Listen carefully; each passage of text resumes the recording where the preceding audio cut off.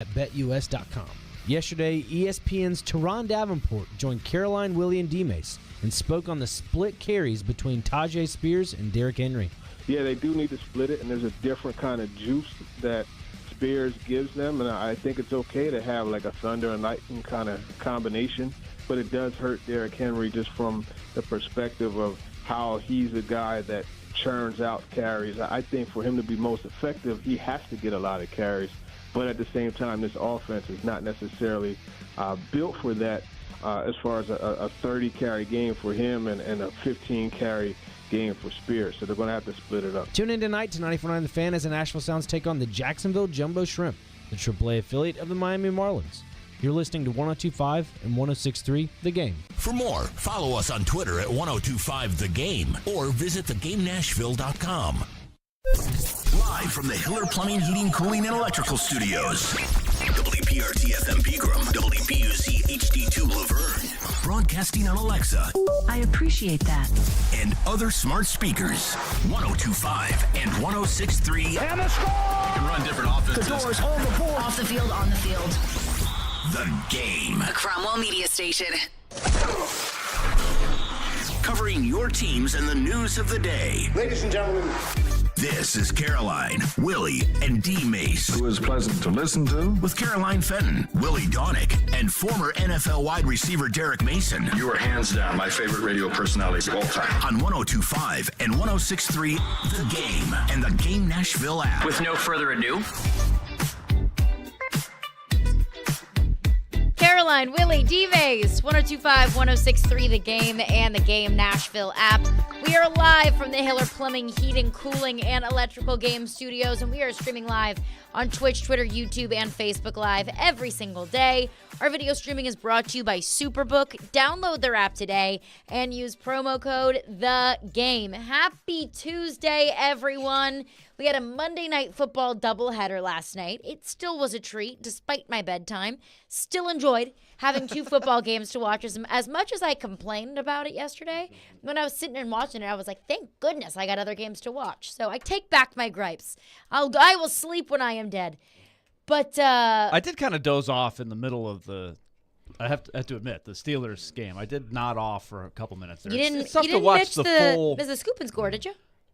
I think the scoop and score actually woke me up. The ball's loose, and then I was like, "Oh, hey, what's happening here?" Steelers are running it into the end zone. Hey, I need to watch this. Two kind of weird games. Mm-hmm. Yeah. Really brutal scene last night for Nick Chubb.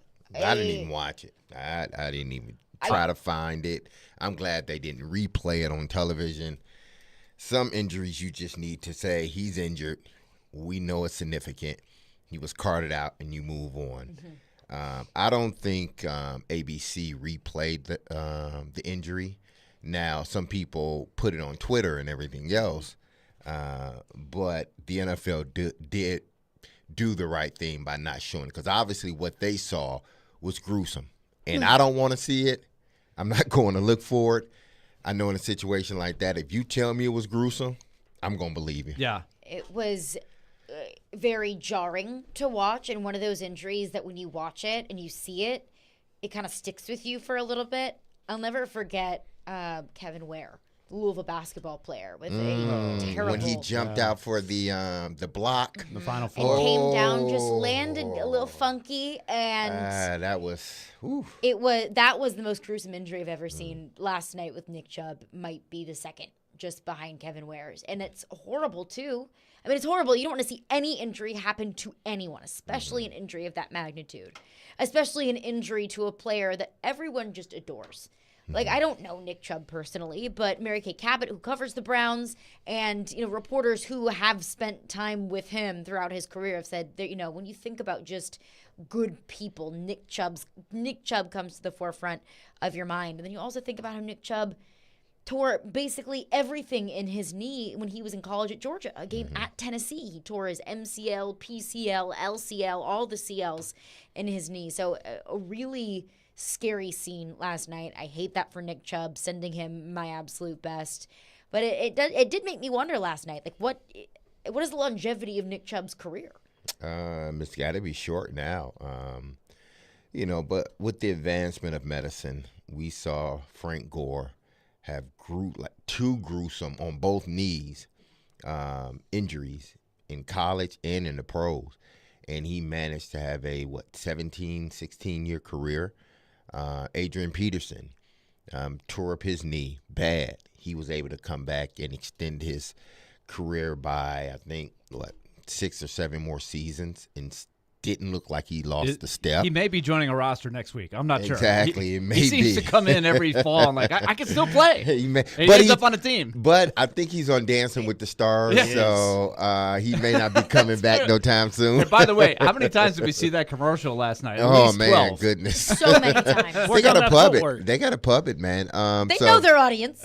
Exactly. I'll watch Frank Gore dance around in a sparkly outfit. Jason Mraz, like where's he been? The last some of these people, I was like, huh? Who are they? Oh, okay. If you said they're famous, I guess they are. At one point in time, they were. Take your word for it. Exactly, but it's like the landing spot for Bachelorette contestants. I guess so. They, hopefully Nick Chubb is able to come back.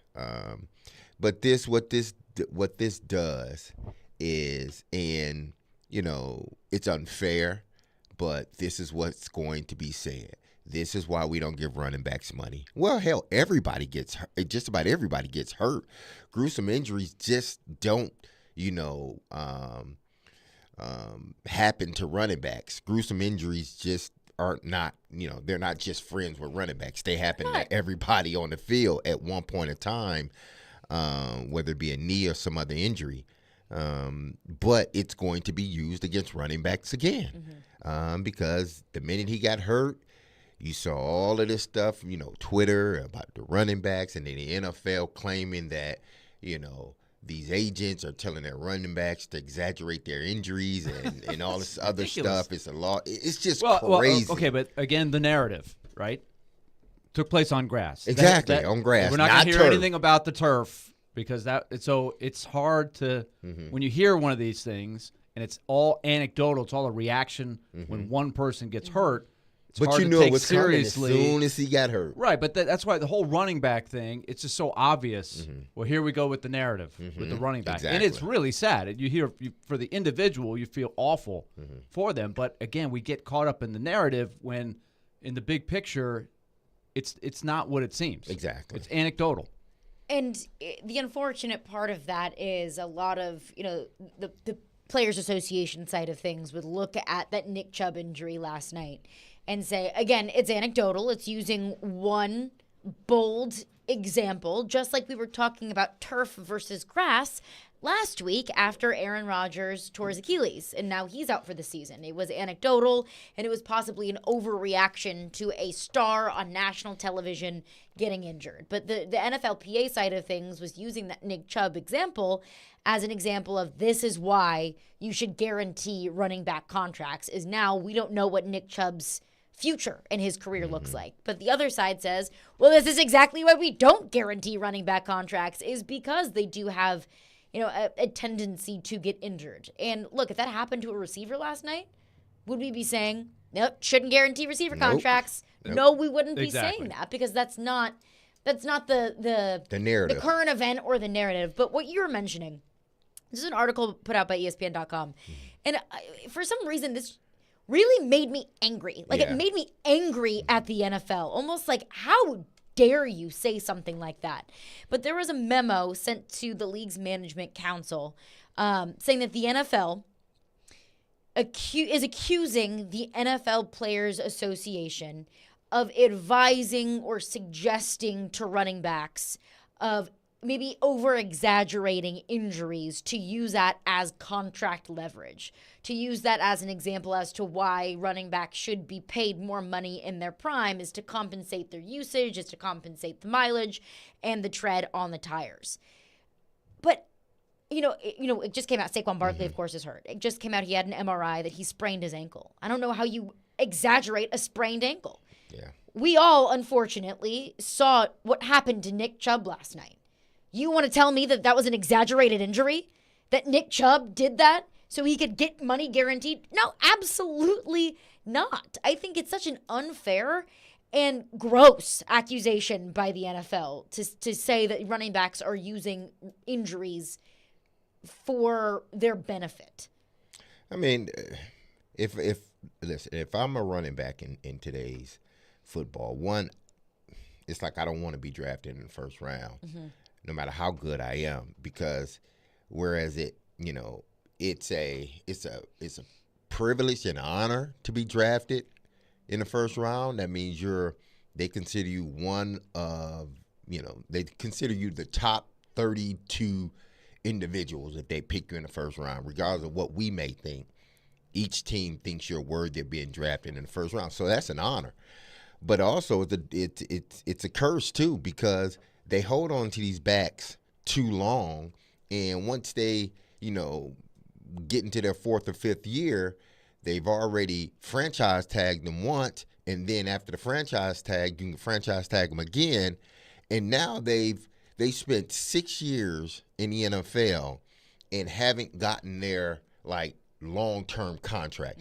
And then after that, they don't want to pay you no more.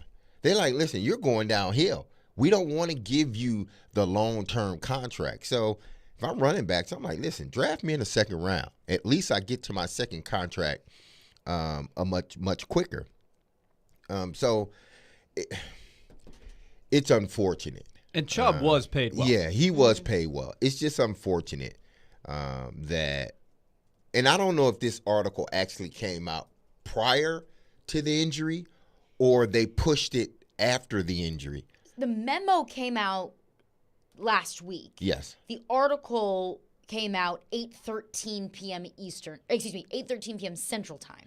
So Which that means, was when the injury it was happened. right after, and then somebody pushed it out, which is completely how can you do that? That is completely wrong. And I don't know if that was calculated or just an unfortunate coincidence. Because I guess we can look back and see the exact time that the injury happened.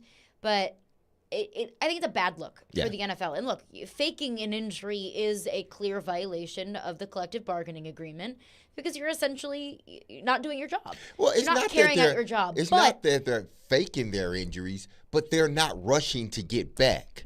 And the NFL is accusing them of either exaggerating or faking. Well, and how much of it is directed at Jonathan Taylor? That seems to be a big debate going on right now in Indy about how he's handled himself throughout this. But my thing is, what would you advise him to do? They don't want to pay him. Obviously, they don't see that worth in him, but they want to continue to have him out there running the football and sacrificing himself, but then don't want to compensate him for it. So if I do have an ankle sprain or if my hamstring is hurting, I'm not going the extra mile for you when you can't go the extra mile for me. That's just the way it is. That's how players feel. If you can't do something for me, if you can't help me, why should I help you? And if it's all centered on one thing, that's not what the article is suggesting, that agents all across the league are doing this. Right. It may be happening in one situation or two or whatever. That doesn't mean everybody is doing it that way. And it's also a difficult catch-22 for running backs. You don't want to pay me, I'm not going to help you. Well, if you're not going to help me, then why would I pay you? It's just a back and forth, and then you could potentially hurt your reputation across the league if you get into those arguments with ownership and with general managers. So it's a difficult catch-22. And the difficult thing for running backs, especially the running backs like a Josh Jacobs or a Jonathan Taylor that have proved their value to their respective teams and that want to be compensated appropriately for that. We've also seen a whole lot of running backs that aren't paid top dollar contribute a lot to their respective football teams. So if I'm a general manager, if I'm an owner, I'm going to look at it and say, hey, Dontrell Hilliard can give me what you can give me at a much lower price. So it's a difficult market right now for the running backs. It is. But again, it's not, my thing is running backs, they have shown you, if they've shown you that they can play in this game, yes, you have compensated them as they were playing.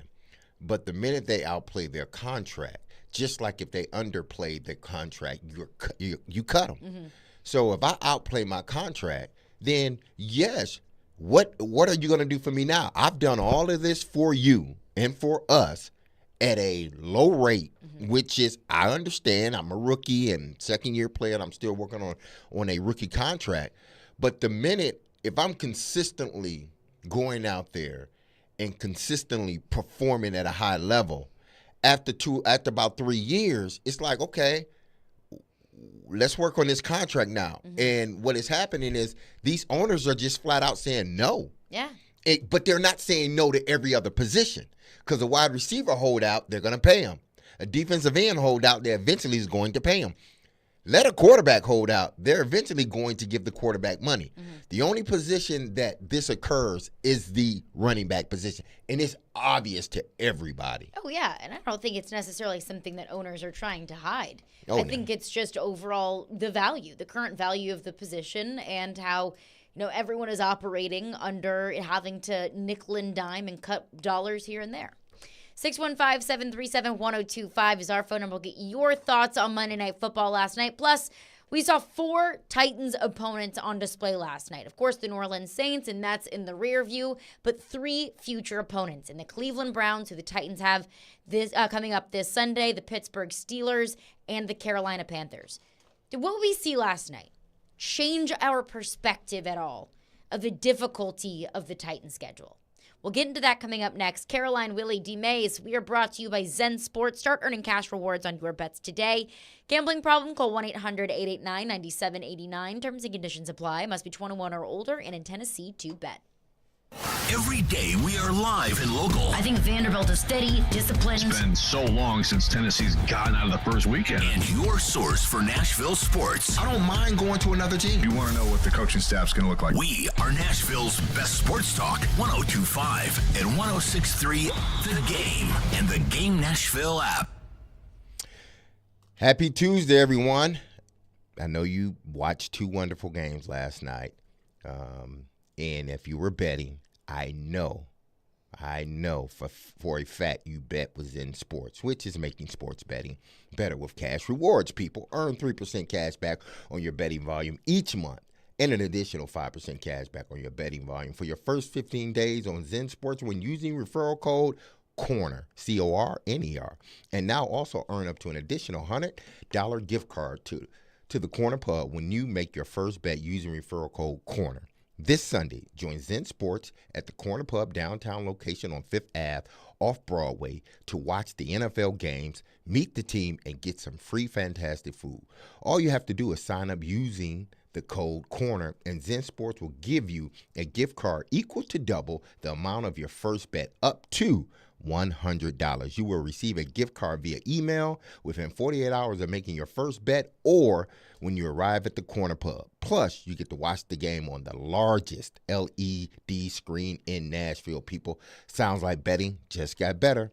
Gambling problems? Call 1-800-889-9789. Terms and conditions apply. Must be 21 years or older to bet here in Tennessee. The Nashville Oktoberfest is quickly approaching, and now's the time to get your dirndls, Lederhosen, and Party Steins ready. From local breweries to live music and festival artisans, you can't go wrong celebrating this free family fun Germantown tradition. The Nashville Oktoberfest 2023, Thursday, October 5th through the 8th at Bicentennial Mall in Germantown. Prepare yourself for 4 days of brats, beer, live music, and competitions. VIP experience reservations are still available at thenashvilleoktoberfest.com. Prost, y'all! This year, Boys and Girls Club of Middle Tennessee celebrates its 120th anniversary. Through time, BGCMT continues to evolve to enable all young people, especially those who need us most, to reach their full potential as productive, caring, and responsible leaders. Because of your continued support, BGCMT has remained strong and is committed to supporting our youth and solidifying our mission and culture in new exciting ways for 120 years. Visit bgcmt.org today. I feel like I'm constantly cleaning hair off my bathroom floor. At least my Swiffer Sweeper makes it easy. Sweeper heavy-duty dry cloths have ultra-thick pads to trap and lock hairs, like a hair magnet. And when I'm finished cleaning up my hair, Sweeper takes care of his too. Now the hair's gone, all thanks to Swiffer. Try Swiffer Sweeper heavy-duty dry cloths. I promise you'll love them or your money back. And also try Swiffer Sweeper Wet to make quick work of tough, sticky messes. We try to stay cool by being on social media. I'm with it. I'm hip. Follow us on Twitter at 1025 The Game and on Instagram at 1025 The Game Nashville. Hey! Oh, yeah, and like us on Facebook, too. Having some fun in the midday. Yeah, it's awesome. awesome. This is Caroline, Willy, and D-Mase on 102.5 and 106.3 The Game and the Game Nashville app. Caroline, Willy, D-Mase. Hey, 102.5 and 106.3 The Game has your chance to win a 4-pack of tickets to see the MTSU Blue Raiders take on Colorado State at Floyd Stadium this Saturday. Just text in the keyword BLUE, B-L-U-E, now to 615-737-1025 to enter to win. I want to recap what we saw in both the games last night because all 4 of those teams are on the Titans schedule. 3 of those 4, of course, excluding the New Orleans Saints, are on the Titans' future schedule. So just our perception of what we saw last night. But first, let's get into some of your phones. Our phone lines are driven by WilsonCountyHyundai.com. David is on the line with a thought on the running back market. What's up, David? Well, I thought I have a pretty straightforward solution to the running back problem. Let's hear it. Make the collective bargaining agreement making the running back rookie contract incentive laden. So if your first round you get $1.5 million, plus you get some for every game you play, some for every carry you take, and some for every yard you get. Second round player, you get a smaller starting thing, maybe $800,000, plus some for every, and make it standard throughout the league. This would solve the problem if a running back's being worn out in his first contract. Boom, he's getting paid. If he's not worth anything, they're not having to put up a bunch of money. Solves everybody's problem, I think, but maybe I'm wrong. Yeah, thanks for your call. I appreciate it. Thanks for your call. My only thing is I don't know if players would be down for that. I think there's a certain layer of security that you like to have if you do get injured. I mean, they do have incentives within the contracts. Rookie contracts, if you reach certain escalators, you can get those incentives. So those things are already in place for every draft pick, just about.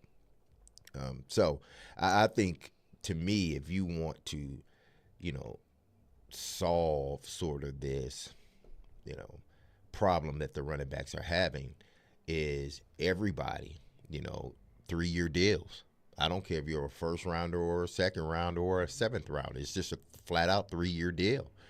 And then you can work from there. I think a lot of it has to do with the quarterbacks. That's what these deals really have to do with, I believe, it's the quarterbacks. Keeping those quarterbacks under contract for longer periods of time so you don't have to eventually write that check. Now, that was when the new collective bargaining was implemented. Now, these quarterbacks are getting paid, after their 3rd year, really, because organizations they rather pay them early than late, because they figure if we play them too late, we're going to have to open up the bank too much. So if we pay them now, then, we can. It's sort of a discount, but not really a discount. Now, since every player with a new contract is the highest paid player at that position Absolutely. ever. So I think a lot of this was done because of the quarterback situation, but I think it should be flat 3 years across the board.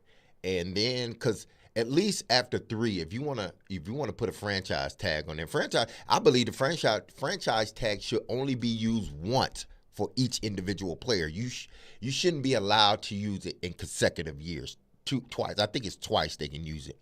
But I believe you can only, especially in the first round when you already got these guys locked up for 4 or 5 years, and then you throw a franchise tag on them on top of that. So that's 6 years. They're making good money, yes, but these guys want long-term security, So to me, make it 3 years across the board, and then you're able to franchise tag them once, and then you got to pay them.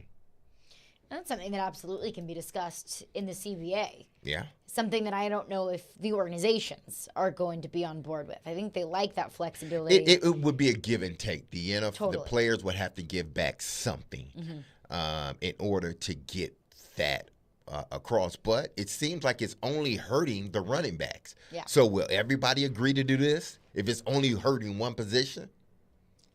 See, I don't know. I'm going to tell you, no, they won't. Yeah. They won't. They will not. I've been in those rooms. They will not do it. They will, for whatever reason, they don't. That's why other unions, other player rep unions are stronger than the NFL's because they stick together no matter what. The NFL, you'll get some cracks in the foundation. And then eventually guys are like, we want to get paid, so let's just take this, or let's take the best offer, eventually that's out there and then move on. But if you keep your feet, stand firm, then the owners don't want to lose money just like the players don't want to lose money. I don't care how much money the owners got. They don't want to lose no money. That's what they say about people who are rich. How do you stay rich? You don't throw your money out the window. Well, that's not. I mean, the NFL's going to make money regardless, whether they change things in the collective bargaining or not. It's an ATM that seems like it's going to forever spit out money. I mean, the league just continues to get richer and richer. It's an interesting thought, but I want to get into what we saw last night from the Browns, the Panthers, the Steelers, all coming up on the Titans schedule, the Browns more recently. And I'll be honest with y'all, based off of what I saw last night, and really ever since Deshaun Watson got to Cleveland, I have been so unimpressed. I was watching the game last night, and there was a point where, because I hadn't watched Deshaun Watson as much since he's gotten back. Frankly, I maybe watched maybe a quarter, if that, since he's prior to this game. And I always thought, man, he's still that guy. Like, he still has, top 10 quarterback potential. He's still there. He just got to get used to what's going on. After what I saw last night, I'm not sure he gets it. He looks confused out there. It's very mystifying. He looks confused, like he doesn't know what he's doing. Because on one hand, you could say, look, the Steelers have a pretty nasty defense. And they do. They lost Chubb, and he had to sort of make it happen on his own. But I saw Deshaun Watson for a long time with overmatched Texans teams elevate them. One comes to mind. Remember the end of the season game that they almost pulled it off and ruined the Titans. I won't say ruined the season, but almost cost them a division. It looked like the game was over. He can just start improvising and making things happen. When he started improvising last night, nothing good happened. Very, very little, right? He's I don't know if it's rust or age or something. He doesn't look like the same guy right now. And I've said this about Deshaun Watson before, prior to all this, stuff happening. He doesn't play with a sense of urgency. He never played with a sense of urgency. Watching them game in and game out, when he was even at the top, I remember they were playing the Titans here one year. And the clock was going down. It was a 2-minute drive. They were under one. And he was walking around as if they had 5 minutes left. He has no sense of urgency whatsoever. Everything that he does is like it's in slow motion. Everybody else seemed to be running fast. But it seems like his body clock, everything is in slow motion. He's moving very slow out there. And it doesn't seem as if he knows exactly what he's reading. The Steelers have a really good defense, and they do a really good job at disguising what they do out there. They've done it for years, whether it be Dick LeBeau or whoever else the defensive coordinator is. They've always did a wonderful job at disguising what they were going to do. But you've played this team, Deshaun Watson, you've played this team at least 20 times. They ain't changing what they do from a defensive standpoint. They're going to be aggressive. They're going to be multiple in their defenses, and they're going to disguise them. You looked as if this was the first time you ever saw a Pittsburgh Steelers defense. I don't know if it's registering with him on how to read defense. I think for the longest, he just went off of pure athletic ability. And now he has to play because of that contract. And he's not getting it done. He's just not. He really, honestly, if you look at it in Houston, that team should have went to a Super Bowl. Should have went to a Super Bowl. They blew the lead against Kansas City. We all know that. But I don't know if they ever had like really, really bad teams. Maybe he just wasn't the quarterback that they thought he was. And now Cleveland is figuring it out. He's not the quarterback that we thought he was. He's just not. He can't carry your I'm a firm believer now. and maybe he proves me wrong. He cannot carry a team. He's not that guy. Well, he's going to have more responsibility with Chubb out, although the guy last night made the big run forward, but maybe gave him a little hope. But I'm curious now, you've got the Titans game planning. How do you try to, account for the fact that Chubb's not there? They still going to want to run the ball. They've got a pretty good offensive line. This is what is so intriguing about the NFL matchups. I'm watching those games last night. You've got 4 teams that the Titans play this year. They've already played one of them. Saints look pretty good. We talked a lot about how bad the Titans' offense was last week, or how much. Is it possible the Saints have a pretty good defense? I mean, this is all depends on the way you look at it kind of league. And I think that it can be both, that the Titans' offense just really struggled, but the Saints actually do have a pretty solid defense, maybe an underrated defense going into this season. But I want to continue the conversation coming up next, because, D-Mase, you bring up a fair point, that Deshaun Watson just hasn't looked like the Deshaun Watson that I believe Cleveland thought that they were getting when they guaranteed him $240 million. So what does that mean for the Titans? What does that mean for the Titans on Sunday? We'll get into that coming up next. Caroline, Willy, D-Mase, Tim Hasselbeck, ESPN NFL analyst, will join us in 30 minutes. 102.5, 106.3 The Game. He breaks down every game. The players are still going to be fine. And knows the ins and outs of the two-tone blue. They deal with their own position coaches. He is ESPN NFL Nation Titans reporter Teron Davenport. It's clear what he's doing. TD joins every Monday at 1, Thursdays at 3, Friday mornings at 8, and anytime on the Talkin' with TD podcast. I think that's really cool how he could show both sides. TD is on 102.5 and 106.3 The Game and the Game Nashville app. Twin Peaks is the best in the game. Here, it's bigger game days and bolder fight nights. I mean, where else can you find a scratch kitchen that always comes in clutch? Every day, from lunch to late night. Only at Twin Peaks, the #1 sports bar. Love wings but think they're not spicy enough? Twin Peaks has a new wing sauce just for you. Have your wings sauced and tossed in the new Hot as F sauce. Their hottest wing sauce yet. Can you handle the heat? Twin Peaks in Cool Springs and Madison. Football is back, and so are the deals at Electronic Express. Come into any of our convenient locations and save big on 4K TVs from your favorite brands like Samsung, LG, Sony, and more. Electronic Express has huge savings in every department. Computers, appliances, housewares, Bluetooth speakers, and more. Save up to 40% with up to 60 months special financing. Score amazing deals in-store or online at electronicexpress.com. Electronic Express. We make it happen. Do you have a VA loan? In this housing market, homeowners with VA loans have access to a ton of instant cash. Hey, Willy Donick here. Do you need cash to pay off credit cards and other high-interest loans? How does a check for 80 or 90 grand sound right now? Loan Pronto is helping veterans every day get the money they need with a quick and easy zero-cost cash-out refi with zero closing costs. With a VA loan, it's really cool because you can access up to 100% of your home's value. That's 100%. Use that money to pay off credit cards, home equity lines, car loan. Consolidate all your payments into one check per month and close in 2 weeks. Most homeowners who do this end up cutting their overall monthly payments by $800. And Loan Pronto's all-digital process makes it fast and easy. They're doing loans with super low APRs, and they love working with veterans. Call now. See what your options are. Call Loan Pronto, 615-499-5780. That's 615-499-5780, or go to loanpronto.com. Equal housing lender, NMLS 1661781, subject to lender approval. Come try Calabria Brick Oven Pizzeria. Their pizza is cooked to perfection, but that's not all they're known for. Try one of their delicious appetizers, salads, fresh calzones, and they have a full bar and dessert. Calabria has been a Mount Juliet staple for 7 years now and has a new location in the heart of Goodlettsville off Long Hollow Pike. Come join the family at Calabria. After all, life's too short to eat bad pizza.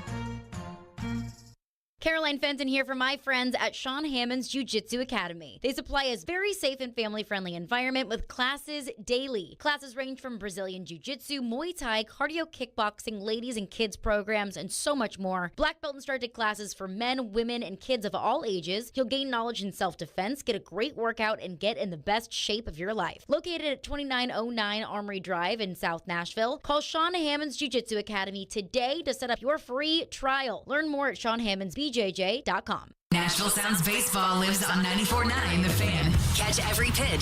Swing and a miss, strike three. Every hit. That's a base hit. Every run. Looking up, it's gone. On your home for Sounds Baseball. 94.9 The Fan and The Fan app. What's up, Nashville? This is Stephen A. Smith. You're listening to Nashville's best sports talk, ESPN 102.5 The Game. Sacks on offense on third down, but defensively, all three of your sacks came on third down. How big was that for you guys? Well, with the key to playing the Chargers and a team with, an offense that they have was simply to get the drive stopped. Whether that was third or then fourth down, we know that they would have an ability to go for it on fourth down. We did not get it stopped on fourth down, but we did, at least get it stopped 2 of the 5 times in the red zone. So part of getting a drive stopped against these guys this week was on third and fourth down and in the red zone. And I think that the guys understood that when they got down there, at least we were able to make them kick field goals on 3 of those opportunities. There you go. That was Mike Vrabel. And look, the Titans' defense on Sunday against the Chargers, they were great on third down. That was always one of my gripes with the Titans' defense, maybe more so last year, was just couldn't get off the field on third down. And the defense was so sluggish toward the end of the game. Rightfully so, because they're out on the field for 8 minutes at a time. So good to see the Titans be able to shut down what the Chargers wanted to do offensively on several different third downs. But as we look ahead to the Titans' schedule, Browns on Sunday, that was a game preseason that I went in thinking that's going to be a tough game to win.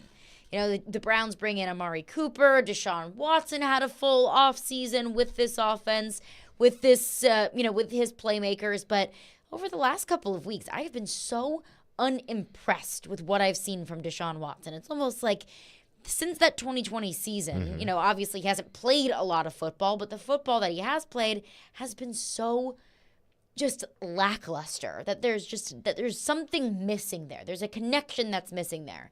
But I want to get your thoughts on that. Adam in Portland is on the line with a thought on the Browns offense. What's up, Adam? Hey, I want to pivot a little bit, Caroline. So I'm not as concerned about the offense as, and forgive me if I'm wrong, I didn't catch the front of the show.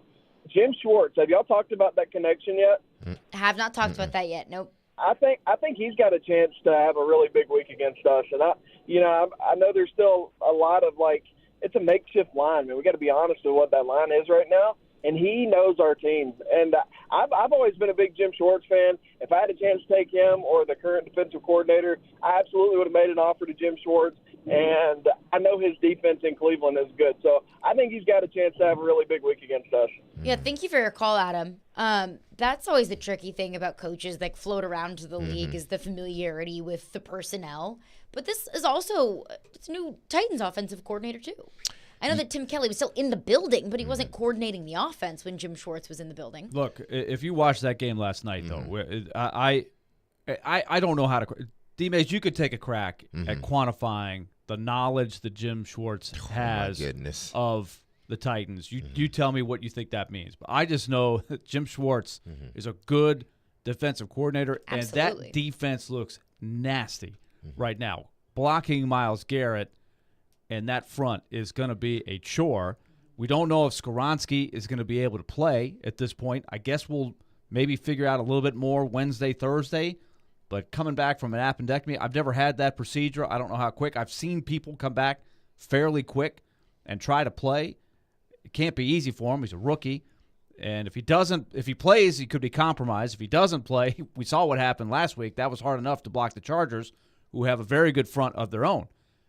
But to me, that's going to be where the game is won and lost, because that Browns defense dominated. Other than the one big play to Pickens, which I don't know what happened there, but that shows you how the importance of explosive plays comes in. But I would say 90% of that game, the Steelers could get nothing against the Browns. No, they didn't. And it's not only Myles Garrett. Darius they've got Smith. good corners. I mean, they have two defensive ends that can wreck shop. They got one of the best corners in the National Football League in Denzel Ward. And then couple that with the sort of aggressive style that Schwartz loves to play with.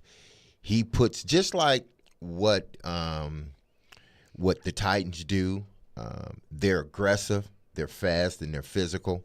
but they lack, real playmakers on the back end. Mm-hmm. Well, the Browns are fast, physical, and they have playmakers at the cornerback position. That's what makes them different. I think both defensive lines are excellent, the Browns and the Titans. I think the Browns have a better secondary. And with Jim Schwartz, Jim has been around this team, the Titans. When we were a ground and pound, when we sort of got out of that ground and pound and started throwing the ball a little bit more, to going back to that ground and pound, Jim Schwartz has been sort of he's almost like in the fabric of this organization because of what he was able to do, and then him coming back and being a part of trying to help out the defense. Not necessarily, he wasn't a defensive coordinator, more so of a consultant. So he has some knowledge of what this offense is about. Now, we could say that about other coaches with this team as well, because all these coaches, they just kind of, it's just filtered through one through the other. So at one point, all these coaches may have coached together at one point, or they will. So I don't know if that gives Schwartz an added advantage, but he does know, he can identify their playmakers. And he does know Ryan Tannehill a little bit because he was in that building and what he likes to do, his strength, his weaknesses. And he may know that about Tim Kelly as well, as far as what he tries to do. So it's going to be an interesting matchup between that defense coached by Jim Schwartz and this offense coached by Tim Kelly, because they both essentially were in the same building last year. And I'm sure they were bouncing things off one another. So it's going to be interesting to see how those two sort of play the chess game with one another. I will always go back to the Eagles game last year. Mm-hmm. A.J. Brown, I believe it was post-game. Well, so it was 2 years ago they were together because, he was in Philly last year. Schwartz. Wasn't Schwartz in Philly last year? No, I don't think so. He was with the Titans. I think he was still with the Titans last year. When was he? He was the defensive coordinator when they won the Super Bowl. Yeah, that's when. Okay, yeah. But going back to that Philly game last year, A.J. Brown, I believe, told reporters at their post game or at some point later in the week that the Titans didn't change any of their play calls. Mm-hmm. That he could hear the play calls and know exactly what they were doing because they didn't change them year over year. Now, I know it's not Todd Downing and it's a Tim Kelly now-led offense, but that will always be burned into the back of my mind of how in the world do you not think to change that, especially when you're going up against a former player? Because they can't change it. You can't. You can't change any of the verbiage? You can't. You're going to use the exact same verbiage is the same year now, over year? Now, there may be checks that are different. You may have a check signal or a check call that you can change. But as far as your offense, you're not changing the verbiage of your offense. Your offense is your offense. That's why your offense is your offense, but you're going to use the exact same words to dictate it. You use it. If this is, say, if I ran the West Coast offense, the West Coast offense has a certain verbiage, how they call it.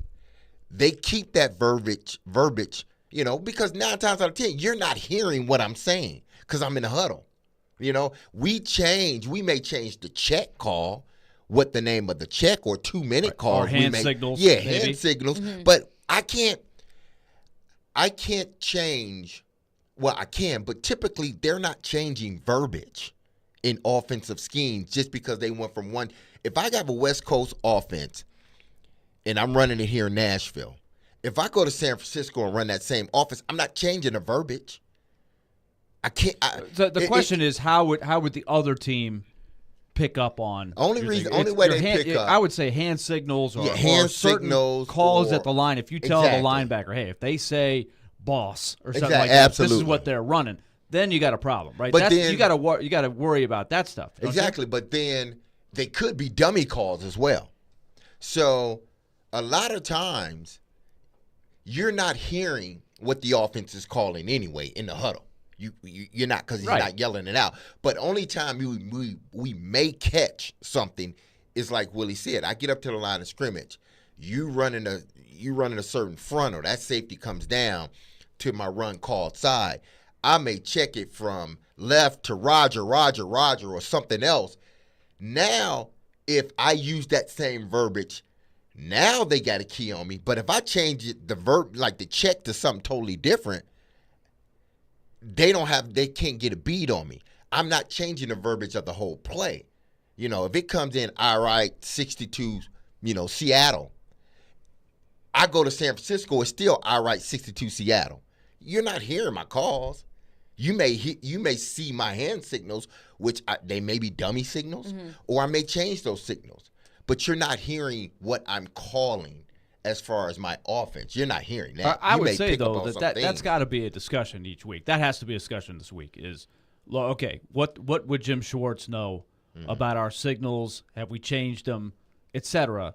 Right? Let's just be wary of that. I do know a game that you played in, D-Mase, there was a game where the guy's name was Mike Eccles. You remember Mike Eccles? Mike yep. The Colts signed Mike Eccles, who the Titans had no use for.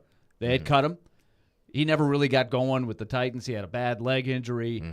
But the Colts signed him to the practice squad the week of the Titans game. And then they released him the week after the Titans game.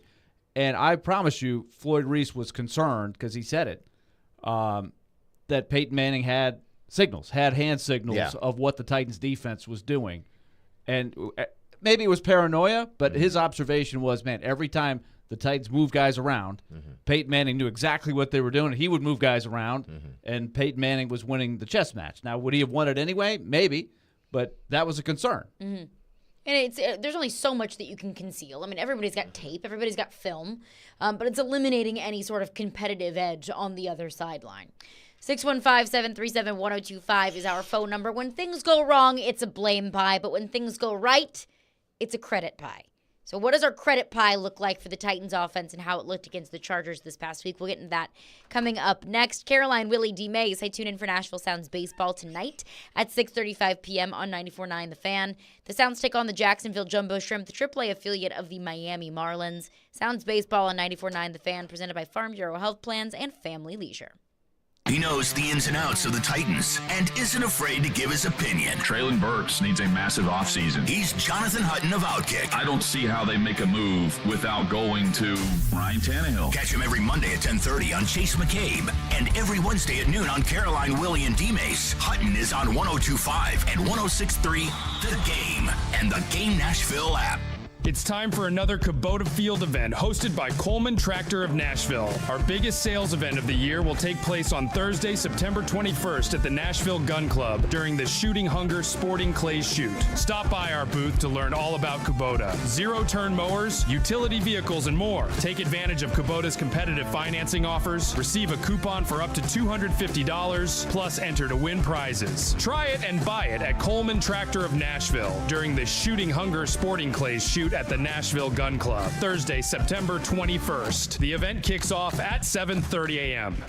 Hey, Tennessee! We're Zen Sports, the new sportsbook in town. We listen to your feedback on our competitors, so we designed Zen Sports just the way you wish. Set favorites, search and sort bets, and earn real cash rewards, saving you time and money with every bet you make. Find the bets you want, not those distracting bets that seem too good to be true but rarely are. Best of all, withdraw your winnings in under 24 hours. So take control of your bets, because with Zen Sports, betting just got better. Gambling problem? Call 1-800-889-9789. Terms and conditions apply. Must be 21 and up and in Tennessee to bet. Do reward. Just desserts. Special day. Payoff. Just because. Whatever your reasons, it's time to visit the spa. Mokara Spa at the Omni Nashville Hotel, now offering outdoor yoga 9 a.m. every Saturday through September 2nd on the spa terrace. Book any treatment and get complimentary valet parking and access to the rooftop pool with incredible views of the Music City skyline. Mokara Spa at the Omni Nashville Hotel. Inner Zen, outer beauty. Actor Portrayal, based on a real patient experience. I'm Mike. I'm a husband, proud father of 2, work my butt off 6 days a week, some nights too. When my family or my company needs me to make it happen, I make it happen. But a few months ago, I started having trouble making it happen, in the bedroom.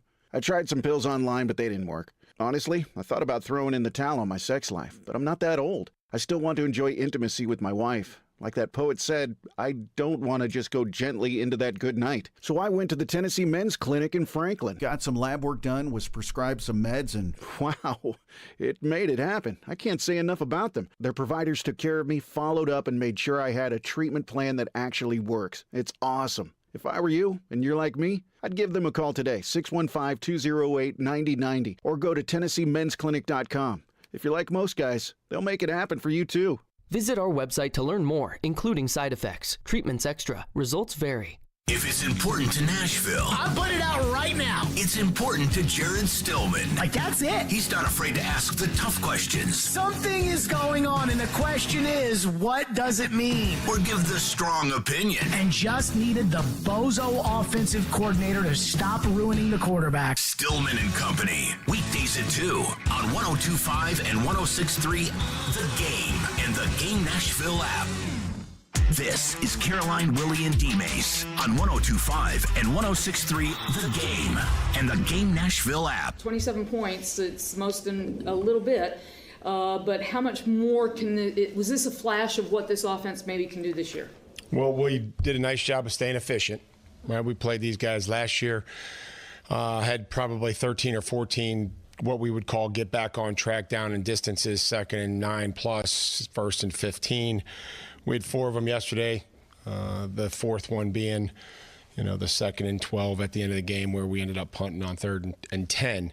So just pointing to the efficiency, and you can see that when we're able to get into drives as opposed to getting into a drive, having a 2nd and 5, having a false start, making it 2nd and 10, not having a positive play, 3rd and 10, and then it's just really tough from there.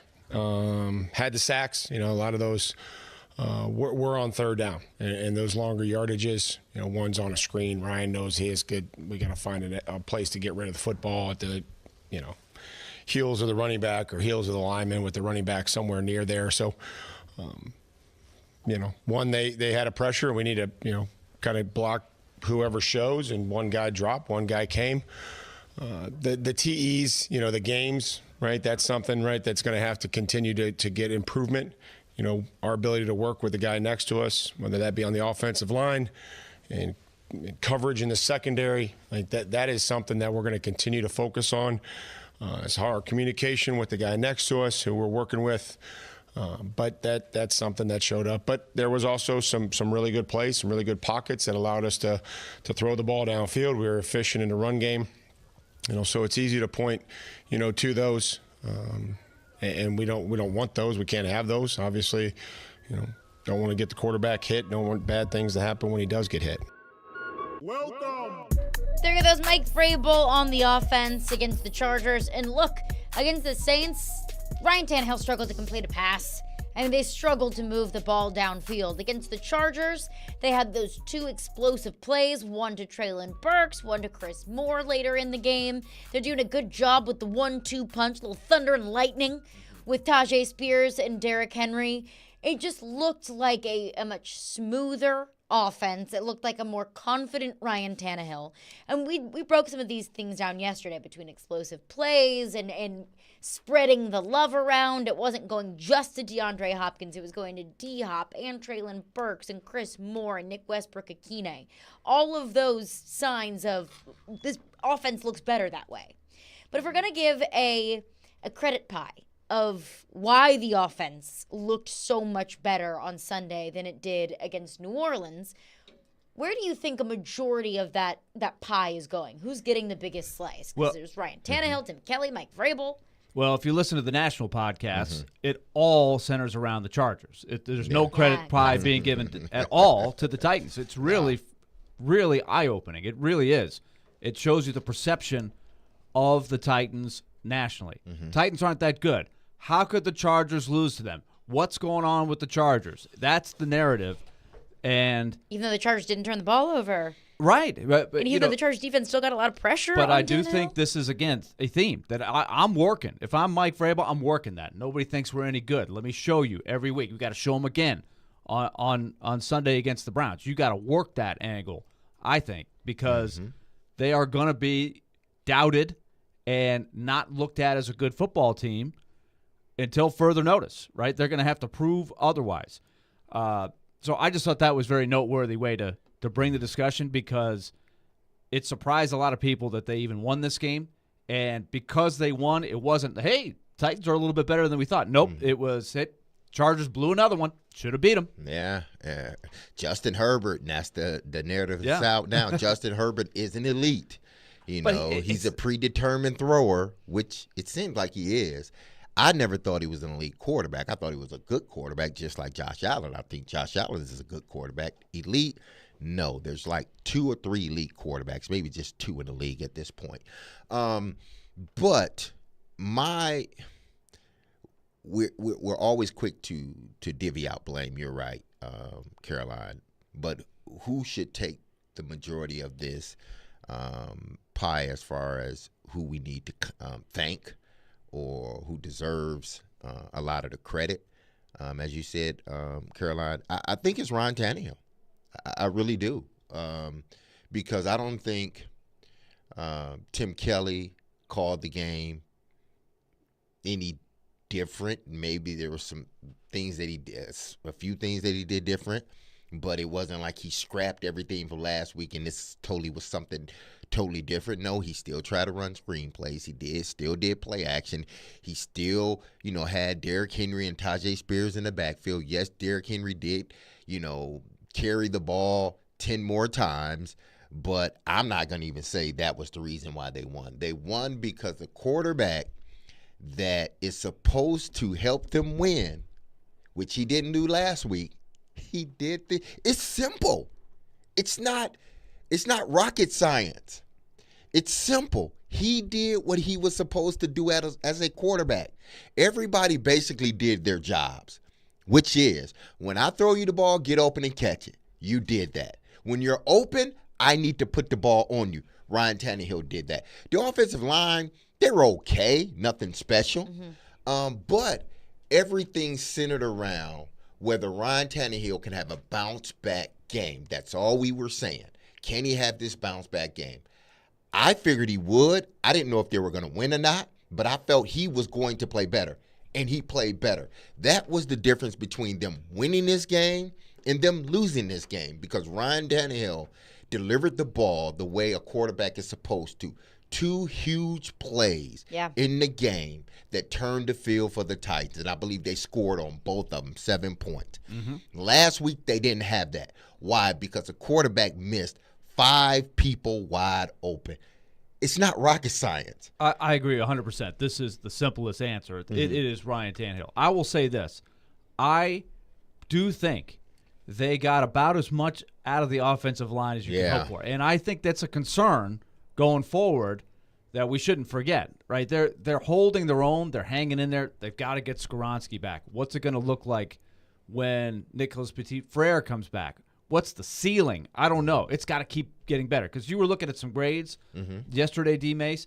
I don't think Dillard has been super impressive so far. He's got to get better. Dillard makes me nervous. Yeah. I mean, he's given up some sacks, right? He gave up, I think, 3. Now, he's facing tough guys, but that's the job of that position, right? You're going to face tough guys every week. But I think I'm somewhat encouraged that they haven't been a disaster. That's not saying much, but it is Tannehill has got to have a great year. If he doesn't have a great year for him under the expectations, they have no chance, right? And you saw the difference. He played awful in the first game. He played very well in the second game. And you see the results. And both games, by the way, are razor's edge. Yeah. Very, very thin margin. The offensive line still gave up 5 sacks. Yeah, they did. It's going to happen. It's going to happen. Ryan Tannehill holds the ball. Okay, so we have to keep that in mind. Tua is going to be almost impossible to sack because the ball, and this was a huge theme of the Sunday night broadcast, right? Even if you beat your man, the ball's out.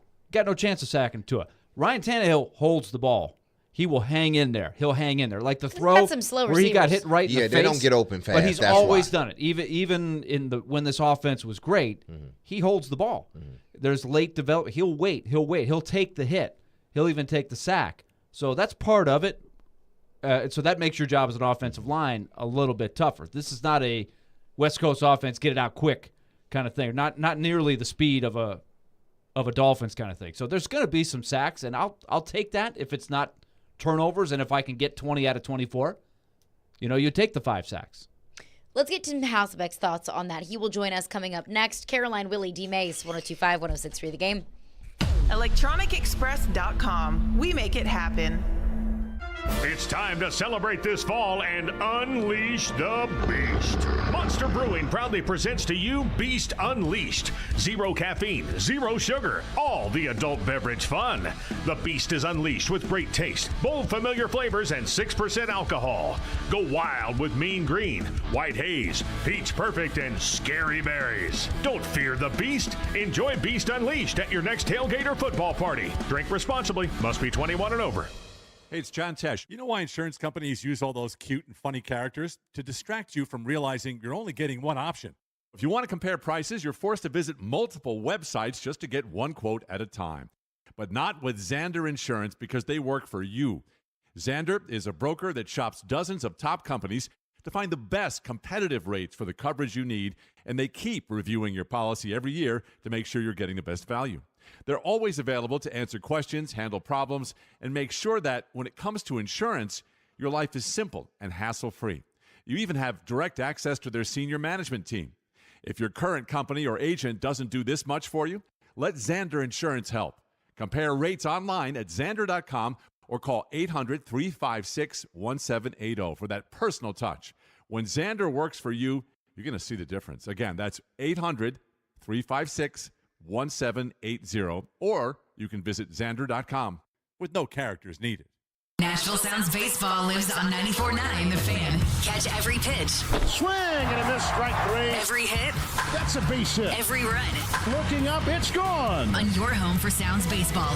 94.9 The Fan and The Fan app. Now, your Game Center update.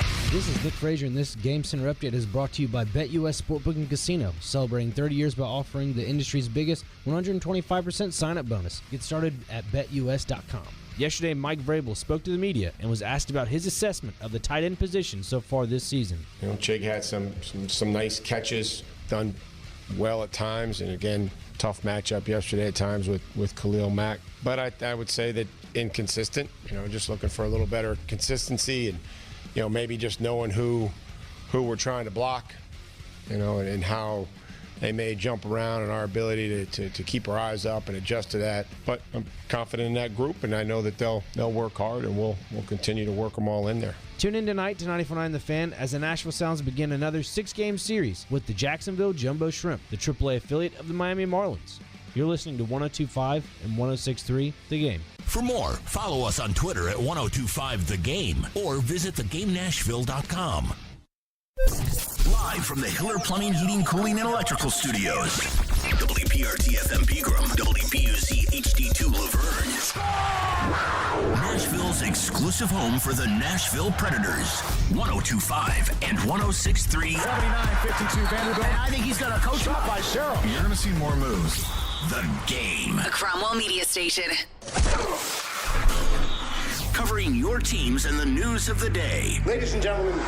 This is Caroline, Willy, and D-Mase. Who is pleasant to listen to. With Caroline Fenton, Willy Donick, and former NFL wide receiver Derek Mason. You are hands down my favorite radio personalities of all time. On 1025 and 1063 The Game and the Game Nashville app. With no further ado, Caroline, Willy, D-Mase, 102.5, 106.3 The Game and the Game Nashville app. We are live from the Hiller Plumbing, Heating, Cooling, and Electrical Game Studios, and we are streaming live on Twitch, Twitter, YouTube, and Facebook Live every single day. Our video streaming is brought to you by Superbook. Download their app today and use promo code THEGAME. ESPN NFL analyst Tim Hasselbeck joins us now. Tim, for the first time in 10 months, we are talking about a Tennessee Titans win, and it feels good. The Titans get the win in overtime against the Chargers at home on Sunday. The offense was just so much more efficient. They all looked just so much more confident this week, contrasted to a brutal day offensively in New Orleans. What was the biggest difference, in your opinion, from week 1 to week 2 offensively?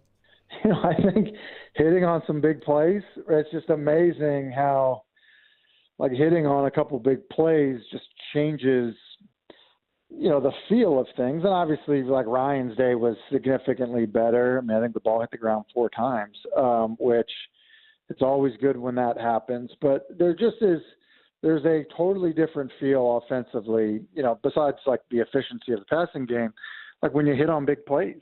And, you don't kind of know when they're going to happen. And sometimes you can just miss them. But when you hit them, it just, the feel, the energy for your offense, flipping the field in terms of, just how you don't feel like you're playing uphill the whole time.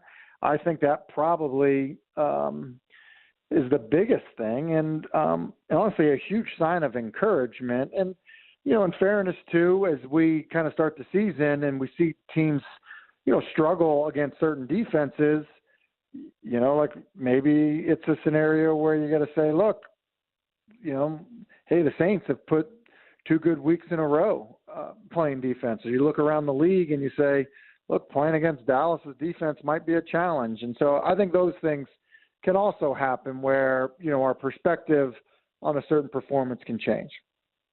Tim Hasselbeck is with us. Tim, what did you make of, really over the last 2 weeks, both against the Saints and the Chargers, Derrick Henry's usage and how efficient he's been?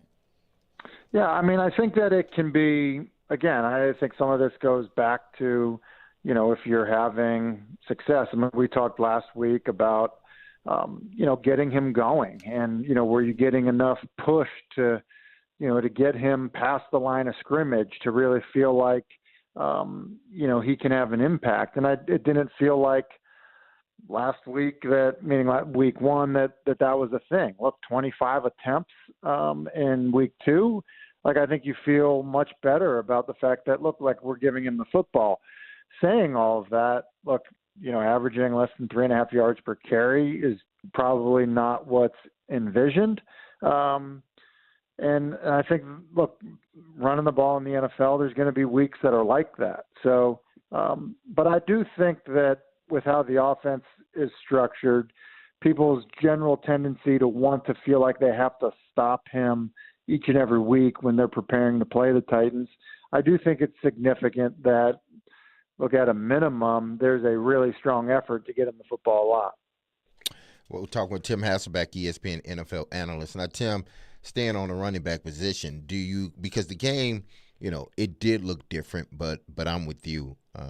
The difference is, completing those passes down the field, which Ryan Tannehill didn't do last week. And then one of the other differences was how he distributed the ball to each and every receiver. He just didn't lock on one guy. Before I talk about the running backs, but how difficult or not difficult is that for a quarterback that in week 1 you targeted one individual, 13 times, and then having to come back in week 2 and sort of change what you do in regards to distribution of the ball?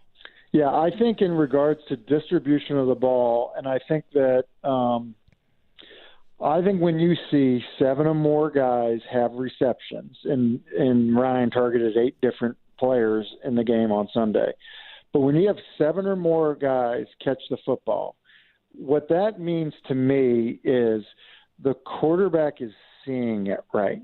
Because, as much as you design a play and there's always a primary receiver and then there's the number 2 guy in the progression and there are different ways to read things, but ultimately, look, if you're releasing 5 guys out into the route, like there's a chance that any 5 could get the football. And obviously every time you throw the football, you're not, getting 5 guys out into the concept, but ultimately what happens is you're trying to get somebody open. Like one of the best ways I think I could say it is this, like on every pass play, you're actually not trying to get everybody open. You're trying to get somebody open at the right time when the quarterback's ready to throw them the football. And so when I see a quarterback that is spreading the football around, that to me means he's seeing it well. So like this would be a good example. Ryan completes it to 7 different guys. Like he's seeing it better than I probably would say that he saw it the first week, or he had enough time to get through it than he did the first week. You look at the Sunday night game, Tua like he completed the ball to 9 different receivers, I believe, on Sunday night. And it was like, look, he wasn't locking into one guy, and Tyreek Hill was getting treated a little bit differently. And because of that, like the ball had to go other places. And that ended up being a really good thing for Miami. Now, with the running back situation, do you believe the Titans are better effective, offensively if they get both Tajay Spears and Derrick Henry involved in the game? Because obviously Derrick's going to have the bulk of the carries, but in today's offense, you got to have that other back that can come in and get you some positive plays, and it seems like Tajay Spears is that guy that can get to those holes quicker, whereas Derrick Henry at this point of his career, he gets to them, but it's not as quick as he used to. Yeah. Here's what I feel like is brewing, and I don't want to regret saying this, but I feel like it I'll be glad I said it if I still feel this way in 2 weeks. So here's what I think. Remember the conversation in Dallas. Mm-hmm. Who we better off with? Who we better off with? Is it Zeke? Is it Tony Pollard? Because, man, when Pollard comes in the game, it just looks like he's got fresh legs. It looks like he's faster. It looks like I do feel like you see that. Now, saying all of that, like we got to remember, like Ezekiel Elliott had like 22 touchdown, rushes in his last 2 years in Dallas. Right. So, like, even though Tony Pollard, it was like, oh, golly, like you kind of have to be blind not to see it. Like, it didn't mean that, like, they didn't need Zeke to be what Zeke was. Mm-hmm. And yeah, so like, I think that there are times, and look, I think that there have been times throughout Derrick Henry's career where I've watched him and I've thought, golly, like for a guy that big, man, it doesn't look like he's hitting it that fast or that hitting the hole that hard. And now I think some of that is just his build. I think some of that's his style, and I think that you've got to be comfortable with that. But yeah, I don't think there's any question that it looks different. More with ESPN NFL analyst Tim Hasselbeck coming up next. Caroline, Willy, D-Mase, 102.5, 106.3 The Game. All the big plays. Touchdown, Tennessee! All the big stories. I fully expected DeAndre Hopkins wanting a one-year deal. All in one place. We are Nashville's best sports talk. 102.5 and 106.3. Touchdown, Tennessee! You're going to make a trade like this. Does he want to retire a Tennessee Titan? The door's on the board. Such superstar players. The Game. And the Game Nashville app. Are you drowning in credit card debt? Want to get cash out of your home's equity? Loan Pronto can do it now in less than a week. Hey, Willy Donick here. That's right. Loan Pronto's Equity Express line of credit just got even faster. You can get $50,000, $100,000, even $200,000 in as little as 5 days. You don't even have to touch your primary mortgage. You can keep that 3% rate intact. Get just the money you need and pay off all those credit cards or get that home improvement project started. With this revolutionary program, you can access up to 90% of your home's value, and in most cases, there's no appraisal. Stop paying insane interest rates to the credit card companies and get tens or even hundreds of thousands of dollars in cash in as little as 5 days. Call Loan Pronto now for the even faster Equity Express line. 615-499-5780. That's 615-499-5780 or go to loanpronto.com. 615-499-5780. Equal Housing Lender, NMLS 166-1781, subject to lender approval. Real estate investors, get ready for an incredible opportunity. D&M Development is thrilled to announce the Phase 1 presale of 16 non-owner-occupied short-term rentals in Nashville's exclusive resort-style community, the New Cumberland. Nestled between Germantown and East Nashville, this exceptional location offers stunning views of the city and the Cumberland River. Each unit features spacious kitchens, 4 bedrooms, and 4 baths, providing the ultimate luxury experience for your guests. Resort-style pools and a wide range of amenities. Don't miss out on this exclusive investment chance. Visit thenewcumberland.com for more information and secure your spot in this extraordinary community. When the game goes into overtime, but the game goes into overtime. Bud Light, easy to drink, easy to enjoy. Pick up Bud Light at your local convenience store today. Enjoy responsibly. Anheuser-Busch, Bud Light Beer, St. Louis, Missouri.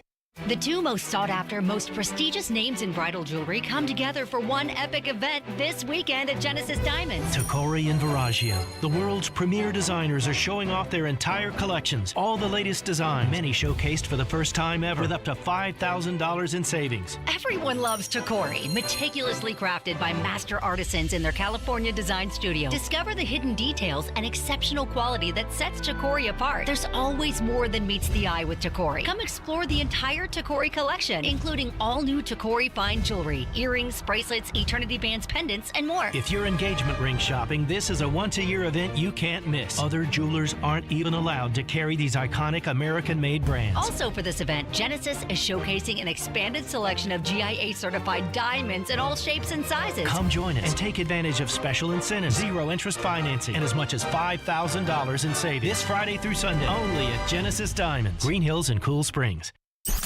Want to weigh in on the conversation? It's a brain booster. Slide into our DMs. Or just text or call at 615-737-1025. Our phone line is driven by WilsonCountyHyundai.com. Having some fun in the midday. Okay, that's really fun. This is Caroline, Willy, and D-Mase. It's a good source of energy because it's live. On 102.5 and 106.3 The Game and the Game Nashville app.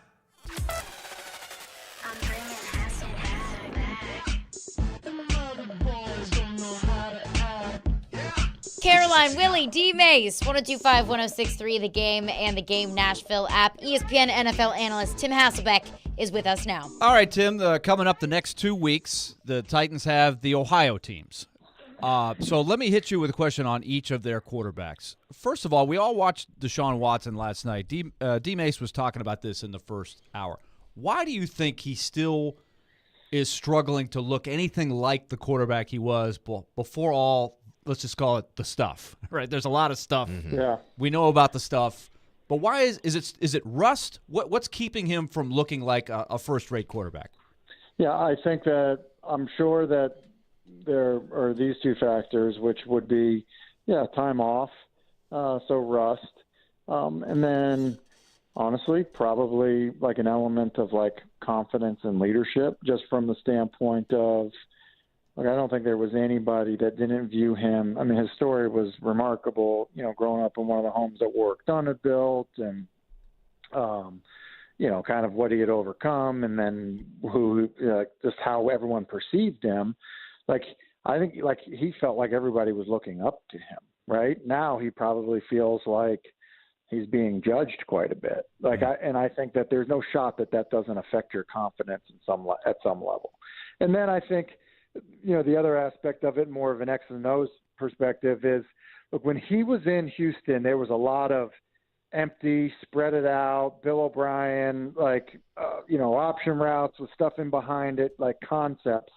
And, in Cleveland, it is an offense that, going to be under center a little bit more. You're going to have, the offense revolve much more around the run game and stuff that comes off of the run game. And I don't know that he's ever looked completely confident or comfortable in that. And so I think those three factors would be the things that I would say, how does a guy go from being a top 5 quarterback to a guy that just doesn't seem like it's working?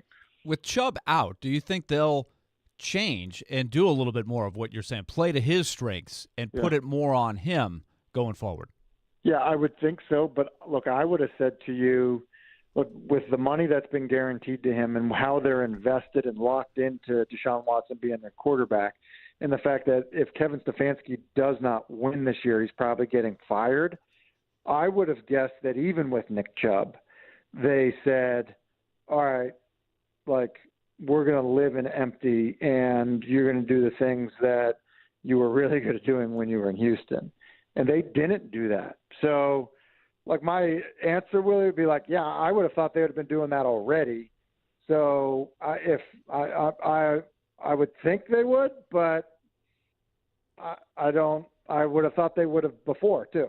Yeah, that'll be an interesting game plan to see if they look much different on Sunday. Now let's go to the southern part of Ohio here with Joe Burrow.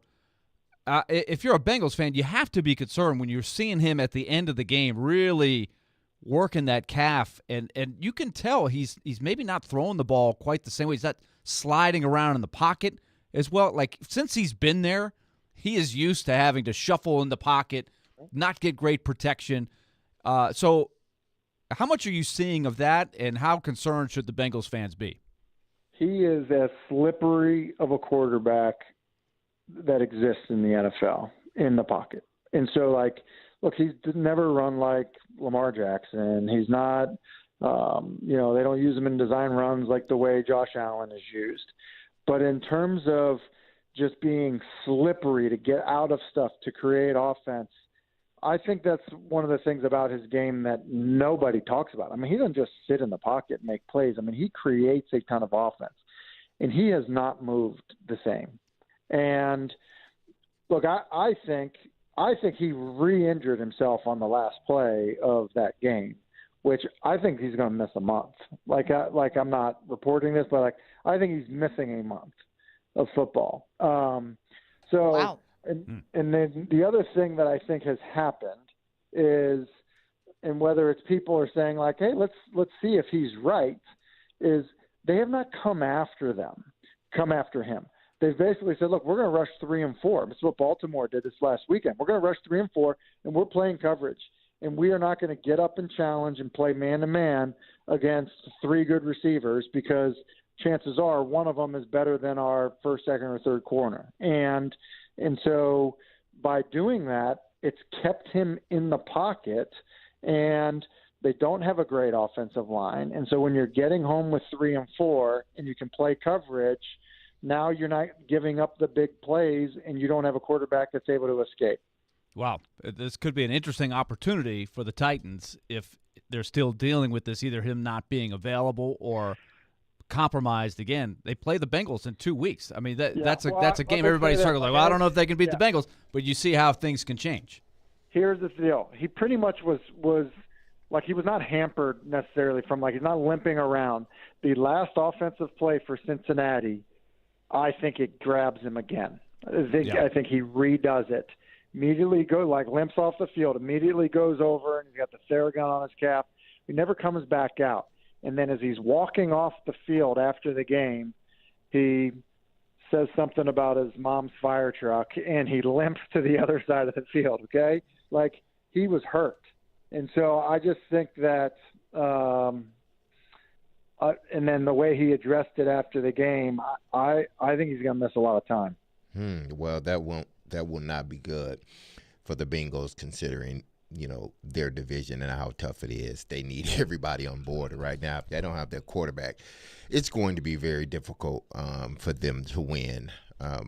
Looking at these young quarterbacks, let's say in the division, AFC South, Richardson and C.J. Stroud. Now, Richardson goes out with a concussion, but he was playing okay before he got put out. C.J. Stroud ended up playing a really good game, but that team's just not at a point where they need more than just a quarterback to play well. How do you evaluate these two quarterbacks after 2 games? Yeah, I would say this. I think you're exactly right on Stroud. It's just not a great football team. But you can kind of see some of the stuff with him, like some of the throws that he's made. Honestly, he's a really gifted thrower of the football. And so I think for him, this year is going to be about kind of weathering some of the storms of being overmatched a lot of the time. So that's what I feel like I've seen from him so far. But I think there's been enough things that you could be encouraged. For Richardson, he's actually played significantly better than I would have anticipated him playing. Now, part of that is, his running is such a threat and so good, and that I think you kind of always knew that would translate. Look, he'll make mistakes in the passing game. There'll probably be some things that they don't do with him, but I think you're going to be able to stay on schedule with him because of the way he's able to run. The fear you have with running your quarterback is, and I feel like, I've said this a lot, and this applies whether it's Josh Allen or whether it's Richardson.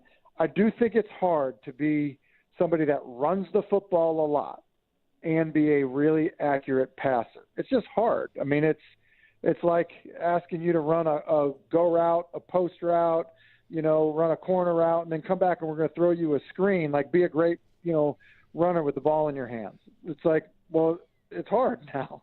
So I think that'd be my one fear with Richardson is, like, you run him too much. Like, what is that going to mean for him as a passer?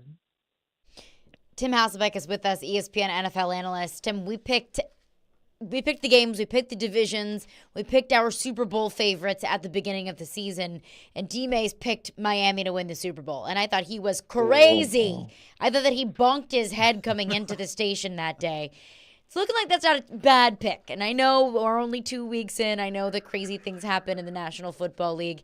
But are the Dolphins the best offense in the AFC? Oh, they are maybe the most fun to watch right now. They're the best offense. They have so much speed. I feel like, I feel like they're going to be up there. Look, I think Mahomes and Kansas City, I think they'll get it together, and I think those receivers around Mahomes, and if, Kelsey's in the lineup consistently, that's going to be a really, really good football team, and that's going to be a really good offense. But I just feel like, Miami's speed on offense is a real thing, and then Mike McDaniel is very creative. He, to me, is as creative, if not more, than Kyle Shanahan, and that's a very encouraging thing for what that offense should look like, for the entire season. And by the way, can I just say this though, Caroline? Like, that to me is just that's like Wiley veteran Derek Mason. Okay? He's like, yeah, it's Miami, right? And so if Miami wins it all, he's going to throw a parade. No question. Huge parade. Hey, run that sound back, But if Tua gets hurt, he's going to be like, well, it's not my fault. The guy got hurt. Hey. Can't control an injury. Hey, we all know if the quarterback goes down, your chances of winning goes down. Oh, my God. This dude just, he heads this thing so perfectly. Yep.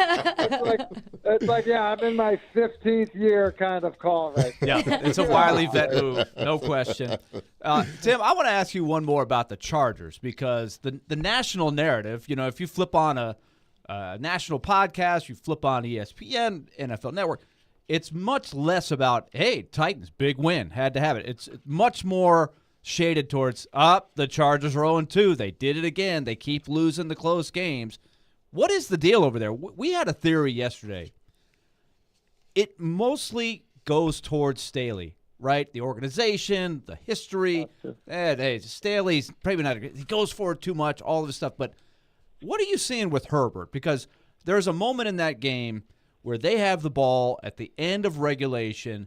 He's coming down the field pretty easily, and the Titans are hanging on. If it's a touchdown, it's game over. If it's Brady, if it's Manning, if it's the greats, more often than not, they get you there, right? They've got you. Mm-hmm. But there's so many games where they are coming up short. How much is it really? How much should the discussion be shifting a little bit more towards Herbert? I gotta be honest. Watching him, I feel like he's playing great. And he's got a brand new offensive coordinator. He's throwing touchdowns. He's not turning it over. He's completing a high percentage of his passes. He's I feel like he's playing great. And so, in some of these moments, can we look at it? And to your point of being yeah, those guys, they found ways to win. But I think that some of that is how we view those guys. Look, we saw Aaron Rodgers, in a bunch of comebacks, but we also saw Aaron Rodgers fail on some comebacks. And we saw the same thing with Brady and Manning, and we've seen the same thing with Mahomes. I think because we've seen them do it, we then sometimes say, well, it happens every time, and that's just that's just not the case, and that's not how it's happened. I have to say, and I can't sit here and say there's been these game management decisions that have been bothersome, on Staley. But look, at some point, Like, if you have a new offensive coordinator and you're rolling offensively and you have a defense, which is your specialty, that's littered with the talent that it's littered with, like, at some point, like, don't you also have to come up with a stop? Like, at some point, don't you have to, like, find a way to get another possession or get off the field, a series earlier, or like whatever it is. Like, I think the heat's on him. I thought the heat was on him last year. I thought there was a chance he was going to get fired last year. And I think to kind of put a ball on, like, and I think why people are talking about them being 0-2 versus the impressive win from the Titans is the expectations were that they should be right there with Kansas City. And they just aren't. Last one for you, Tim, quickly before we let you go. Transitioning to college football. Is Tennessee's problem Joe Milton or the field? Well, I would say this, and I think you've seen it a little bit in college football in general at a lot of big programs. And you guys heard me talk about Hendon Hooker getting ready for the draft. He's a really good player. I had a bunch of his games at Virginia Tech. He is an excellent football player. And, just because somebody has more physical tools than the guy that he's replacing doesn't mean he's actually a better player at the position. And so I think there's an element of that. I think there's an element of, lost some other good players, namely at receiver. And so I think that becomes a factor. So I feel like I see it every week. I'll give you an example. I'm calling North Carolina Pitt this weekend. Okay? Pitt, since Kenny Pickett left, has replaced Kenny Pickett with guys that are arguably more talented, but they're a fraction of the player. And, conversely, North Carolina replaced Sam Howell with a kid that I think is as talented as anybody that I've seen at quarterback in the 15 years I've been at ESPN. Wow. I think should be the number one overall pick, like in Drake May. Like, I think he is a perfect prospect. So they lose Sam Howell, who's a pro player, but they replaced him with somebody that I think is Andrew Luck plus. So, I think there is an element of that in college football where we think like, oh, high recruited player, a lot of talent, like, just swap him out for it. And it's like, well, but how is he at playing the position? I think that matters a lot. Tim, appreciate you for stopping by as always. We'll chat with you next week. All right, see you guys. Awesome. Thanks, Tim. ESPN NFL analyst Tim Hasselbeck. He is the very best. We'll react to what he had to say there. A tough one for Tennessee in the swamp this past weekend. But what's the problem? We'll get into that coming up next. Caroline, Willy, D-Mase, we are brought to you by Zen Sports. Start earning cash rewards on your bets today. Gambling problem? Call 1-800-889-9789. Terms and conditions apply. Must be 21 or older and in Tennessee to bet. Whether it's college football, players might end up not going to Alabama or Georgia, or the NFL. I think that this team wins the AFC South. Trevor knows. Join ESPN's Trevor Maddich every Tuesday at 4:30 on Stillman and Company as he gives his opinions on the latest from the gridiron. I'm going to the team where I can get a ring. Trevor Maddich brought to you by Houston Clinic Orthopedics, where experience matters, on 102.5 and 106.3 The Game and the Game Nashville app. Hey, staying in shape can be hard, but it is so much easier when you're having fun and actually enjoying the workout. Hey, it's Caroline Fenton, and I'm talking about my friends over at Sean Hammond's Jiu-Jitsu Academy. Sean Hammond's Jiu-Jitsu Academy supplies a very safe and family-friendly environment with classes daily. They've got classes ranging from Brazilian Jiu-Jitsu, Muay Thai, cardio, kickboxing, ladies and kids programs, and so much more.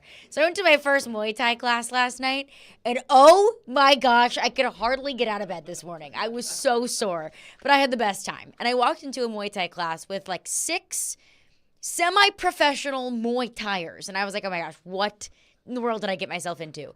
They were so nice, so welcoming. They were showing me the ropes, and I honestly, I cannot wait to go back. Once the soreness goes away, I can't wait to go back. So they've got classes for men, women, and kids of all ages. You'll gain knowledge in self-defense. You'll get a great workout and get in the best shape of your life. They're located at 2909 Armory Drive in South Nashville, so call Sean Hammond's Jiu-Jitsu Academy today to set up your free trial and tell them that Caroline sent you. Learn more online at SeanHammondsBJJ.com. That's Sean Hammond's Jiu-Jitsu Academy, where your journey begins. Smashville Predators hockey is back, and you don't want to miss the biggest party on Broadway as we celebrate 25 years of Smashville all season long. Single game tickets are on sale now. Secure your seats now before they sell out. Visit NashvillePredators.com/single game tickets to purchase your tickets today. That's NashvillePredators.com/single game tickets. Let's go Preds.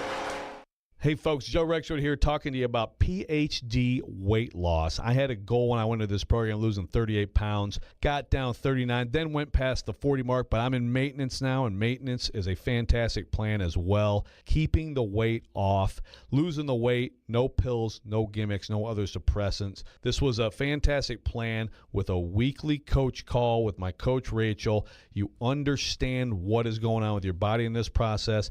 The program is designed for you. Then it is tweaked for you.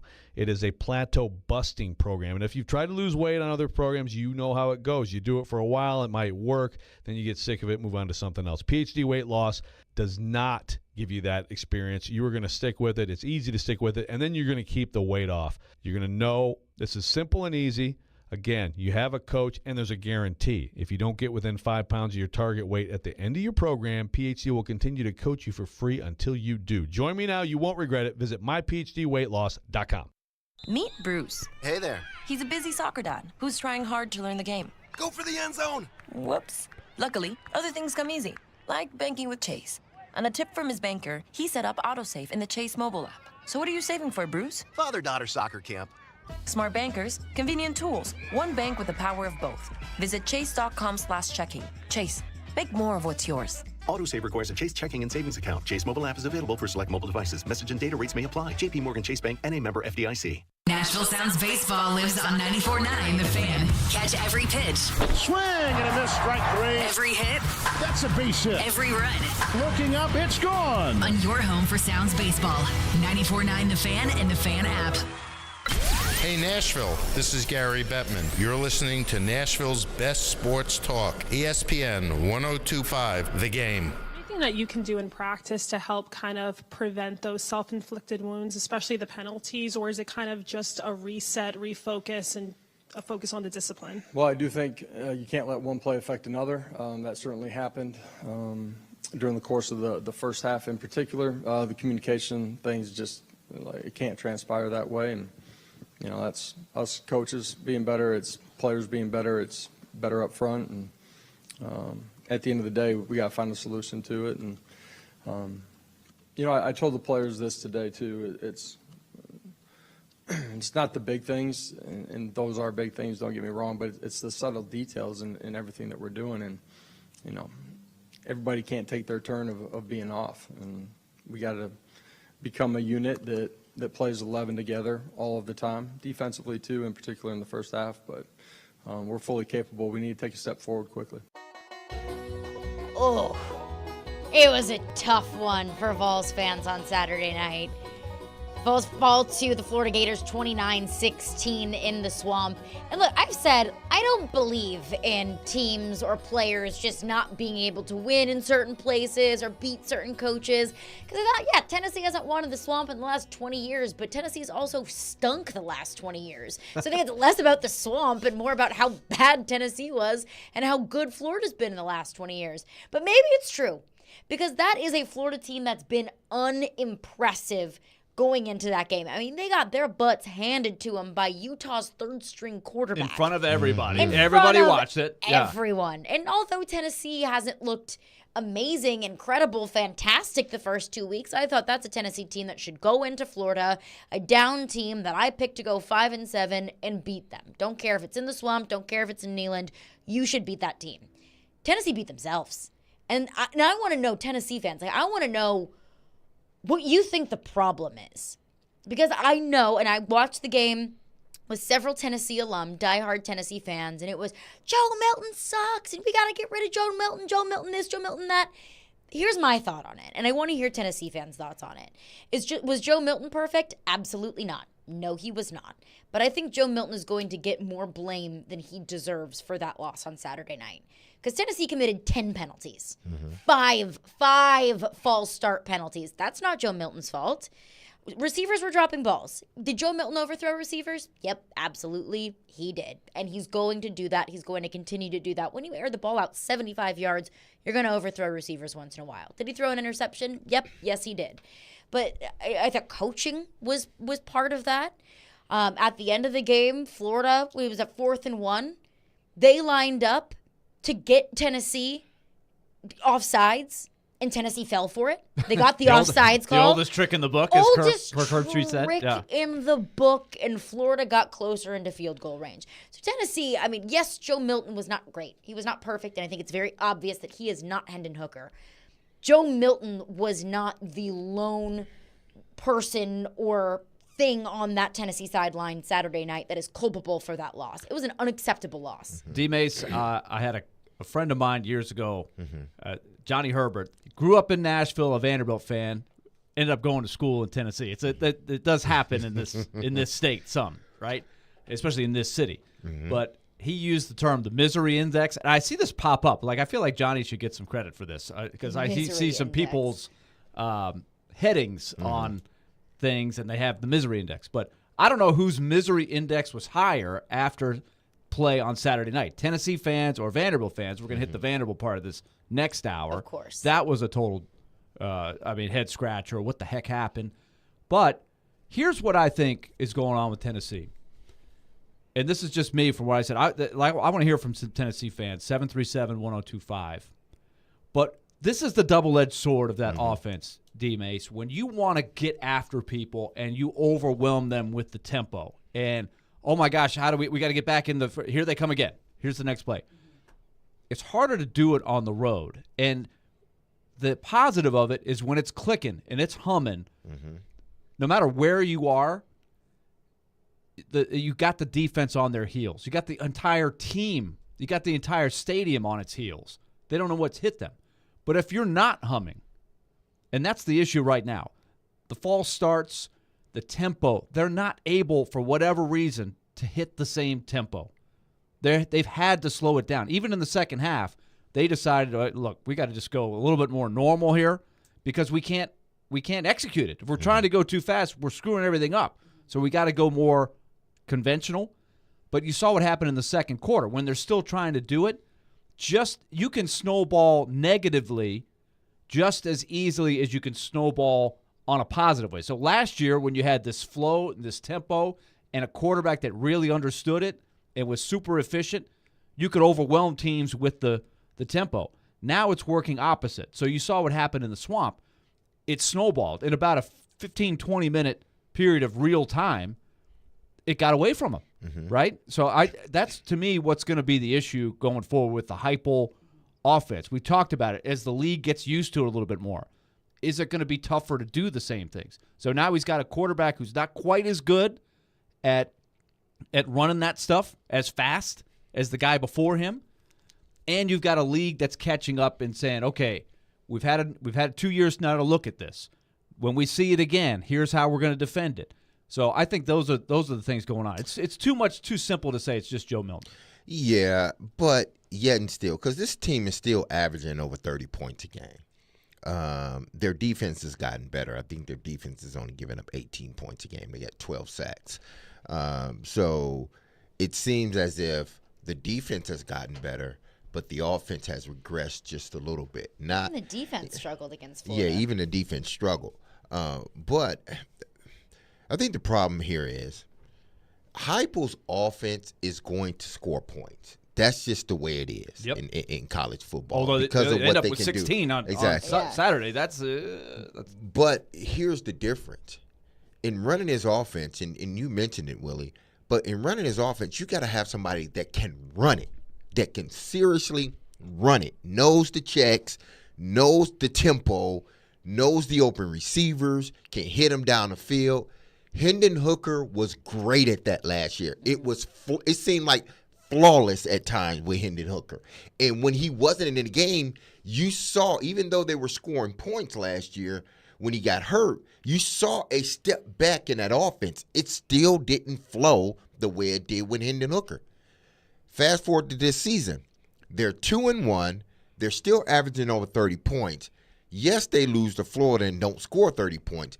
But this offense, not every play, but at critical moments, they need a Hendon Hooker type of player.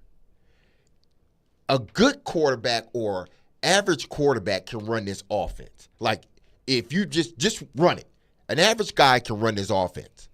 But it takes a above average to a special guy to run it at critical times. Hit those guys down the field at critical times. Know the pace and the tempo at critical times. And Joe Milton doesn't seem like he knows how to do that. And this is something that I saw in Michigan, and this is something that you're seeing now. He has immense talent or potential to have immense talent. But for whatever reason, he cannot, or he haven't, and it's been 5 years, damn near 6 years. If he hadn't been able to put it together now, he can't. That's just the way. This offense will score 30 points just about a game against just about everybody. But it's those critical moments in games that you need a Hendon Hooker that can run this offense, because Joe Milton has proven he can't do it, and it's only going to get tougher as the season goes. I think there's two elements to it. When you look back at the most successful Josh Heupel offenses, and we'll get into that on the other side, and what Joe Milton is missing that other successful Heupel quarterbacks have had. And, of course, your thoughts as well. 615-737-1025 is our phone number. Caroline, Willy, D-Mase, 1025-1063 The Game. 1025 and 1063 The Game is live and local. And now, let's meet the starting lineups. Robbie and Rex Road 6 to 9. Big time performance, best part of the team. Chase McCabe 9 to 11. An unrestricted free agent. Caroline, Willy, and D-Mase 11 to 2. Got the big contract. The Velvet Touch. Talking about Hall of Famers. And Stillman and Company 2 to 6. Kept going for it. And don't forget, we're your home for all things Smashville. He scored! Nashville's best sports talk. 1025 and 1063 The Game. Hey, it's time to take it to the bank with F&M Bank. Our segment coming up every Friday at 1:45. We have a lot of fun with that. You've heard me talking about our friends at F&M Bank a lot lately and all the ways they can help you and your family. Well, let's focus on the business owners out there. Owning your own business is like having another member in your family. Success takes time, requires money, attention, and you need the right tools to help it grow. F&M Bank will treat your business like family. No matter your business goals, you'll reach them easier when you get a banking relationship that supports you, tools to conveniently manage your money coming in and going out, and the expertise to make your business better. That's what F&M Bank is all about. Bank your business at F&M Bank. Decisions made locally from a bank where your business means more. Stop by one of their 20 convenient locations and see what we're talking about. Visit myfmbank.com to find the nearest location to you. That's myfmbank.com. Equal housing lender, member FDIC. When getting the job done right is job one, you need construction equipment that's built right. From compact track loaders to the world's #1 selling compact excavator, the Kubota construction lineup features durable Kubota engines, more comfort, and the versatility to do it all and do it right. Visit your local Kubota dealer today. Go to KubotaUSA.com for full disclaimer.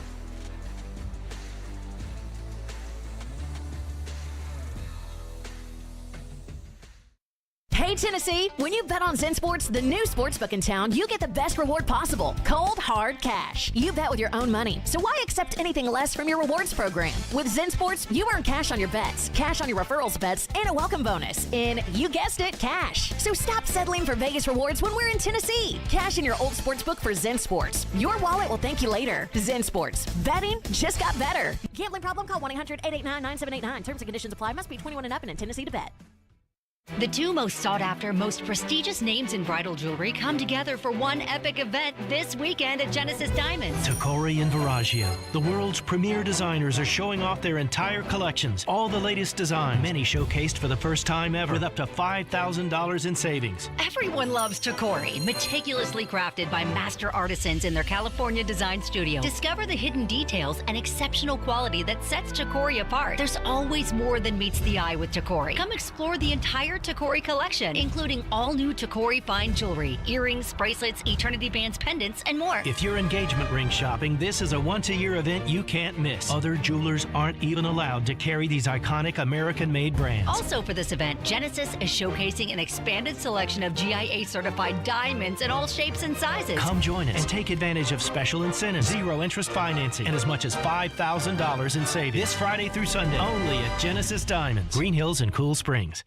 They're homegrown in Nashville, discussing the biggest topics in the SEC. The fans are going to want the rivalries to stick around. They've lost to Alabama every year. The NFL. What if all the top 3 quarterbacks went 1, 2, 3? You've got to draft your guy at 2. And anything in between. From thinking we know everything to then forgetting about everything we thought we knew the day before. They're Jonathan Hutton and Chad Withrow on Outkick's Hot Mic. Out of the gates, ready to go. Weekdays from 2 to 5 on 94.9 The Fan and The Fan app.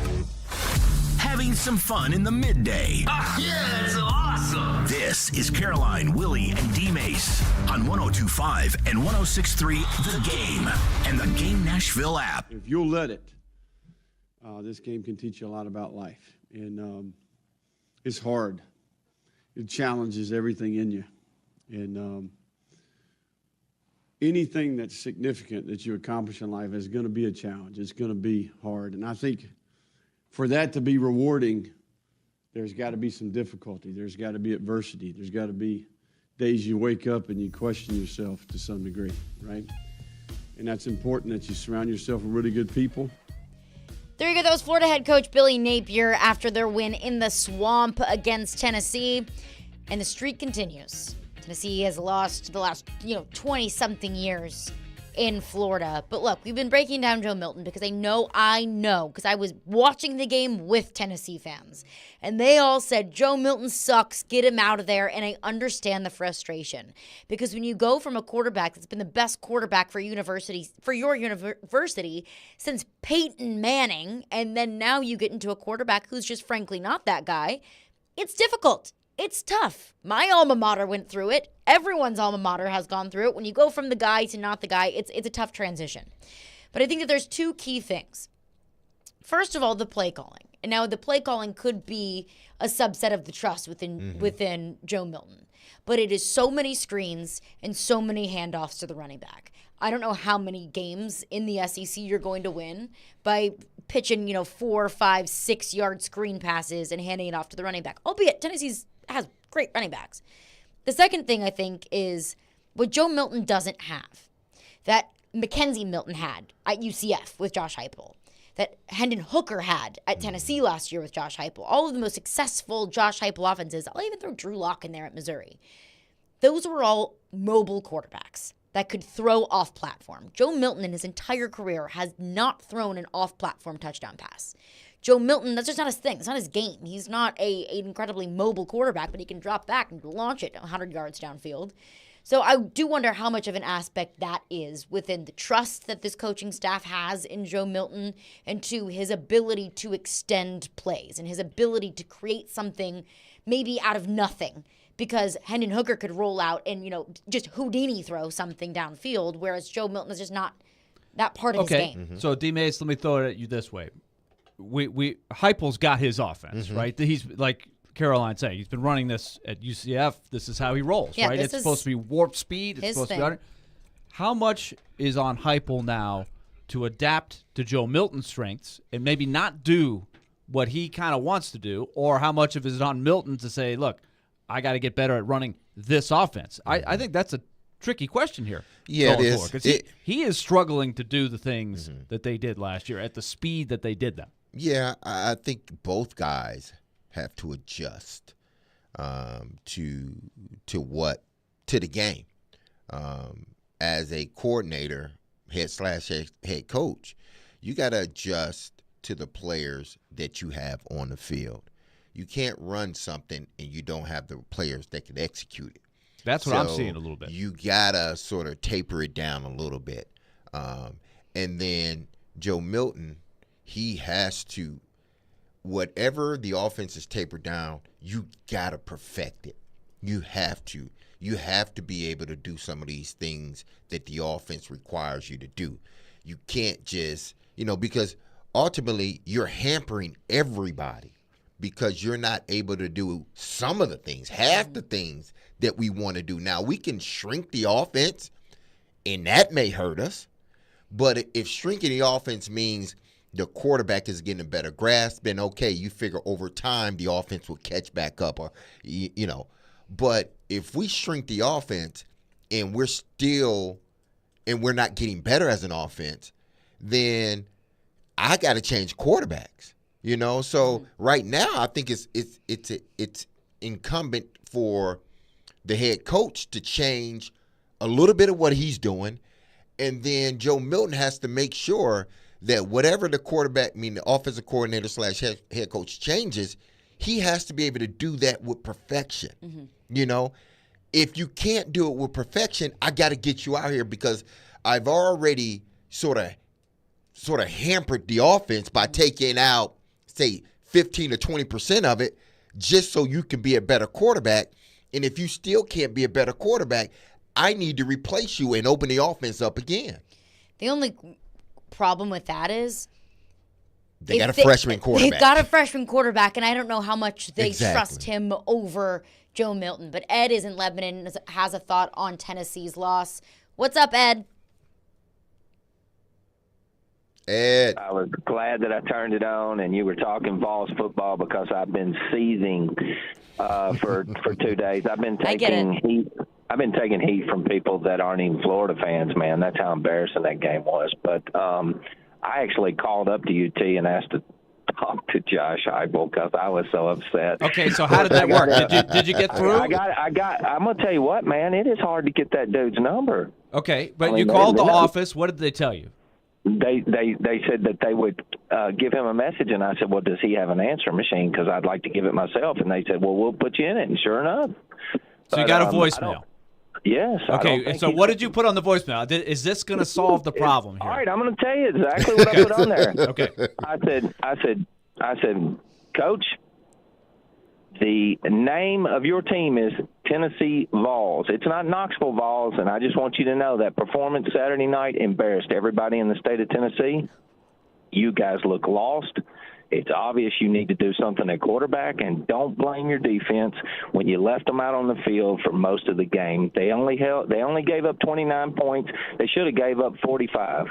I mean, you can't blame a defense for when. I mean, this is the whole deal. We have this hurry up offense. The only hurry up I saw was hurry up and get off the field and get the defense back on. So, no, I wasn't kind. I'm sure I'm not going to get a call back. Do you feel like this is the motivational tactic, though, that's going to be the breakthrough? Your voicemail. Well, Are you going to take credit for the win when they turn it around? Well, it was my phone call. Everybody turns it around at some time. I mean, heck, it took us 20 years to beat Alabama. I mean, do we got 20 more years? I don't know. But, here's the deal. If you're coaching and it's not working and you recruited somebody else, you got to try it. They've had Joe Milton since the last 2-3 games of last year. They knew what they had all summer. They knew what they had. And so you get there in the first 2 games of this year and you see that it's not going really I almost bought into Austin Peay was a pretty good little football team. I almost bought into it. All right, so you were a believer in the Govs. I want to know one more thing, Ed.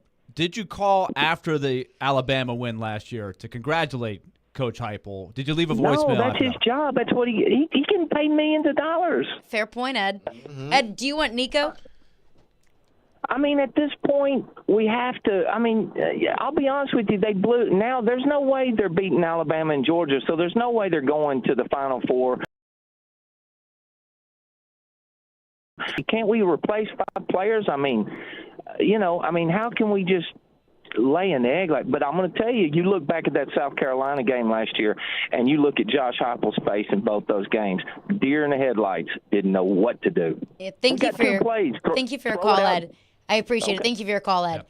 Level-headed guy right there. 5 players. One of those was your starting left tackle. One of those players was your starting quarterback. 2 of those players were starting receivers. 2 of the best receivers you had in a really long time. I don't know the 5th. I do not know the 5th off the top of my head. Oh, man. But those are really important players. And look, success in college football is not linear. Ask Jimbo Fisher, because he went 10-2 one year and then 5-7 a couple years later. I understand the frustration. I do. I would 100% understand the frustration. But remember, the grass is not always greener. You know, sometimes the devil you don't know seems a whole lot more appealing than the devil that you do. Maybe Nico is not ready to play. Maybe Joe Milton's the best that you've got. And I can't say that definitively because I've seen a whole, 2 snaps from Nico against Virginia. As we close out the hour, we're going to turn to Mitch. But we had this discussion, Caroline. It was a summer when D-Mase was on vacation. But you said, and I think a lot of Vol fans would agree, that 9-3 would have been a disappointment. Oh, yeah. Now, today, would you sign up for 9-3 if you're a Tennessee fan? I won't answer the question. I just put it out there to the people. And with would that, you sign up for 9-3 right now? We will send it to Mitch Light, who will join us coming up next. Caroline, Willy, D-Mase, make your silly underdog picks for your chance to win weekly prizes. You can play at thegamenashville.com or the 1025 The Game app as we approach Week 4 of college football and Week 3 of the NFL. Silly Underdog Picks is presented by Volunteer Hose and Gasket.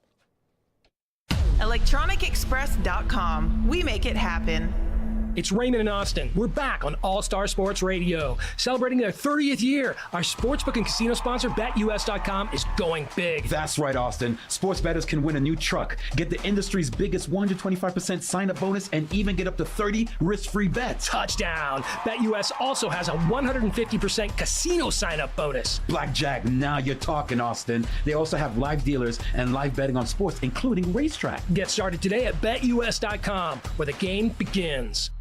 If you're hiring, it can feel like you're trying to find a needle in a haystack. You can hope the right person comes along, or you can just use ZipRecruiter. And now you can try it for free at ZipRecruiter.com/radio. In fact, ZipRecruiter has helped a lot of business owners find their needle in a haystack, like Marco, president of operations at Telly Tires and Auto Centers. Because Telly Tires has grown a lot in the last few years, Marco needed to hire everyone from a receptionist to a store manager to a head mechanic. ZipRecruiter helps me find all the right people, even the most difficult jobs to fill. ZipRecruiter helps me keep my business running. Take it from Marco and millions of other businesses who've used ZipRecruiter. ZipRecruiter can help you find the needle in the haystack.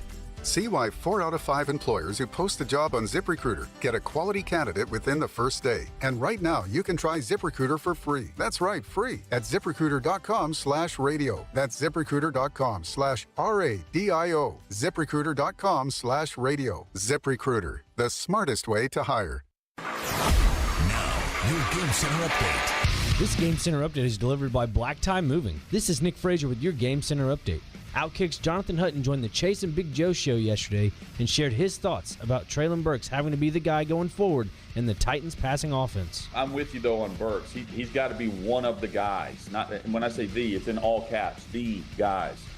And he was on that play, the longest play of his career, and it was a perfect throw from Tannehill, and props to Burks on getting behind his man and what was a mass protect, and the Titans came out and did their job on that possession. That is a massive drive and a massive answer coming off of what was a 11-point deficit at the time. Tune in tonight to 94.9 The Fan as the Nashville Sounds take on the Jacksonville Jumbo Shrimp, the AAA affiliate of the Miami Marlins. Game Center update delivered by Black Tie Moving. Use the promo code GAME to score 10% off your next move. You're listening to 102.5 and 106.3 The Game. For more, follow us on Twitter at 1025 The Game or visit thegamenashville.com.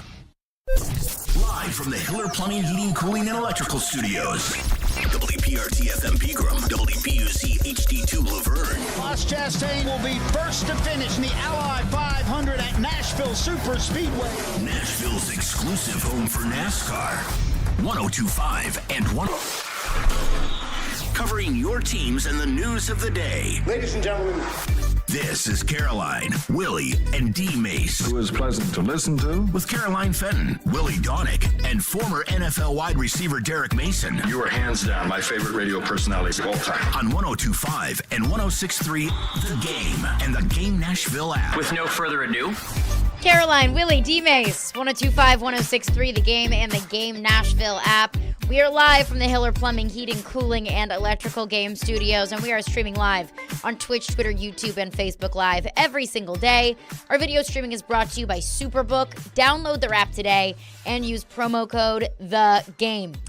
Athletic college football writer Mitch Light joins us now. Mitchell, always appreciate our weekly visits with you. Mitch, we got some angry Vols fans on the line, and I know even the ones that didn't call in are angry, and it's calling, to replace Joe Milton, and everything sucks, and everything is terrible, so on and so forth. And look, it was a bad game on Saturday night against Florida in the Swamp. In your opinion, from what you've seen, what's Tennessee's problem?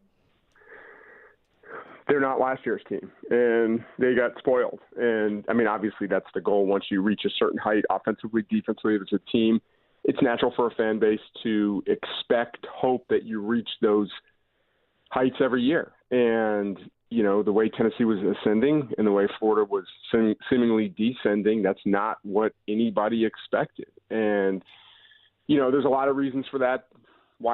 Florida played very, very well. Great atmosphere. You can say what you want about Florida's program, but, when you a night game at the Swamp is I wouldn't say as good as it gets, but it's in a very short list for great environments. And obviously Florida played. I thought that was a key to Florida playing well very early. But one thing, and it's early statistically to look at stats, Caroline, but I think Tennessee's pretty well represented. Like, they played a FCS team, they played a bad Power 5 team, and a solid Power 5 team. So it's not like they played three really good teams or three really bad teams. But I just looked this up. Tennessee is averaging 7.3 yards per attempt as a pass, as a team. And that's, to me, that's the best passing stat. How efficient are you throwing the ball, down the field? That's 13th in the SEC. Last year, they averaged 10 yards per attempt, first in the SEC and second in the country. Basically, they were first in the country. Air Force was first because, they don't throw the ball much, so when they do, they get big chunks. And then they're not getting big plays. Same thing. You look at the stats. For plays of 20-plus yards and 30-plus yards, they're in the bottom 2-3 of the SEC, where last year they were in the top. So, football is a much easier sport when you can score in big plays, and Tennessee did that better than any team I've ever seen last year, scoring on first drives and scoring very quickly. So, now why aren't they doing that? There's obvious reasons to that, but it's just that they're not as nearly as efficient as they were offensively. Yeah, and I think it's clear that although Joe Milton, it's clear that he's not Hendon Hooker, and that's okay. But moving forward, we've talked about, is Tennessee going to continue to be a contender, or was 2022 simply lightning in a bottle? What do you think? Because this season it looks like, it's not going to be an 11-2 season where, you go to the Orange Bowl and you beat Alabama. But moving forward, is there still hope for Tennessee fans? Of course, and it's a quarterback sport more than ever, now more than ever. And, this offense, when it has the right quarterback in place, it's proven it can be very effective, efficient. Now, one thing that's interesting is, historically throughout football forever, it's like defenses adjust. And you can say what you want that, about SEC having, great defenses and great coaches and all that stuff. I think there's a little bit of shock value with the Tennessee offense, especially last year with all those weapons. You cannot prep for that in practice. And that's why Tennessee scored so quickly last year. I thought, I don't have the stats, but it seemed like they were up 7-0, 2 minutes into every game. And one thing I want to say about Milton, I don't fault any coaching staff for this, but in this day and age of fandom and fans, just devouring every piece of information from a coaching staff and the media, I fully expect this staff to back Joe Milton in the offseason. And, he's our guy. He's ready and all this stuff.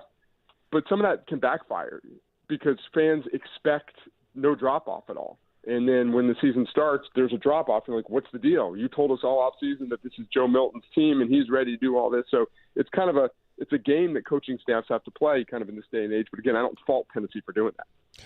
Now, Mitch, do you see because their next game is, they should win that handily.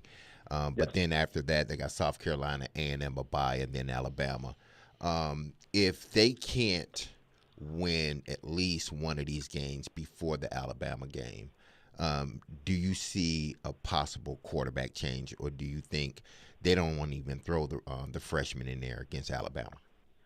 Yeah, it's a tough one to answer because obviously, not at practice and don't know enough about how, again, they're saying the right things about Nico, which you would expect them to do. My guess is they really, really don't want to go down that road. But you never know, what's going to happen. If they lose to South Carolina and Joe Milton plays well, but the defense, gives up a bunch of yards and points, that's one thing. If they play South Carolina and he throws a pick six and overthrows 3 receivers, whatever, then sometimes you have no choice but to make that move. So I would think this coaching staff really doesn't want to do that, because also if they're struggling as a team and the fans are on them, and then you put the freshman in, and let's say he's just not ready, and then he struggles. I'm not saying it's going to damage his confidence beyond repair, but that's just, then what do you do there? Do you go back to Joe Milton? Like, where's his mindset? So it's, this off topic here, but Deion Sanders, I know no one likes talking about Deion. But, nobody's talking about that. Yeah, no, I wonder why. He's the head coach at Colorado. He played defensive back in the NFL. You guys might have heard of him. But they have Cormani McClain was this big recruit in the offseason. He was number 2 recruit nationally, committed to Miami, flipped to Colorado on signing day. And with their roster, they got a lot of unproven guys. Everyone just assumed this Cormani McClain would start at cornerback for Colorado this year. Well, Deion was asked at his press conference, I don't think Cormani McClain has played a defensive snap, and he's not ready. You guys, you see his recruiting ranking, all this stuff. He's not ready to play. When he's ready to play, he'll play. So I'm not defending coaches here, but you can't just assume that a freshman is ready to play because he's got a high ranking. So again, not that coaches are infallible and all that stuff, but it's just a lot of times we just don't know. What is going on in Alabama? Ooh.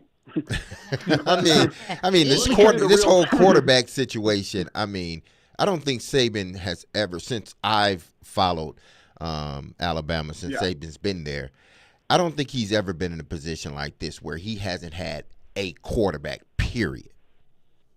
Yeah, I mean it's a quarterback sport right now, and they are searching for answers, and they're not getting the answers. And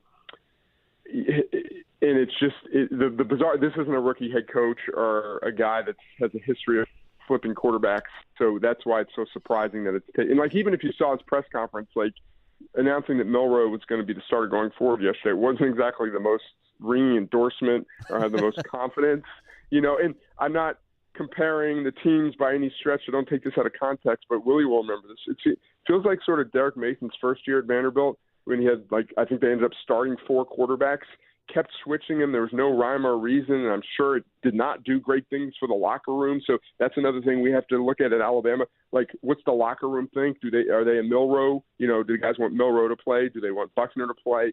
So that's just, it's a delicate balance that coaching staffs have to play. We just haven't seen this type of situation in Alabama where we rightfully are kind of questioning what's going on with the Nick Saban decision. Mitch Light is with us. Mitch, what about the Deion phenomenon, though? It's really interesting, the warp speed. He got the attention early, but now with these wins, Caroline just texted us a stat that the audience, and I was half awake. I was trying to stay awake. It was fighting it, but it was 1:15 Central Time, 2:15 Eastern Time, and they still had an enormous audience there. The intrigue, the media on 60 Minutes and morning shows. It's Dan Le Batard used to call it the Oprah crowd. It's gone past the sports audience here. It's an unbelievable phenomenon. What do we see coming here? Yeah, well, I mean, along those lines, my mom, who kind of follows sports, she knows, she's an educated sports fan, but she texted me 2 weeks ago, what time is the Colorado game? Do you think my mom was ever texting me what time the Colorado game was?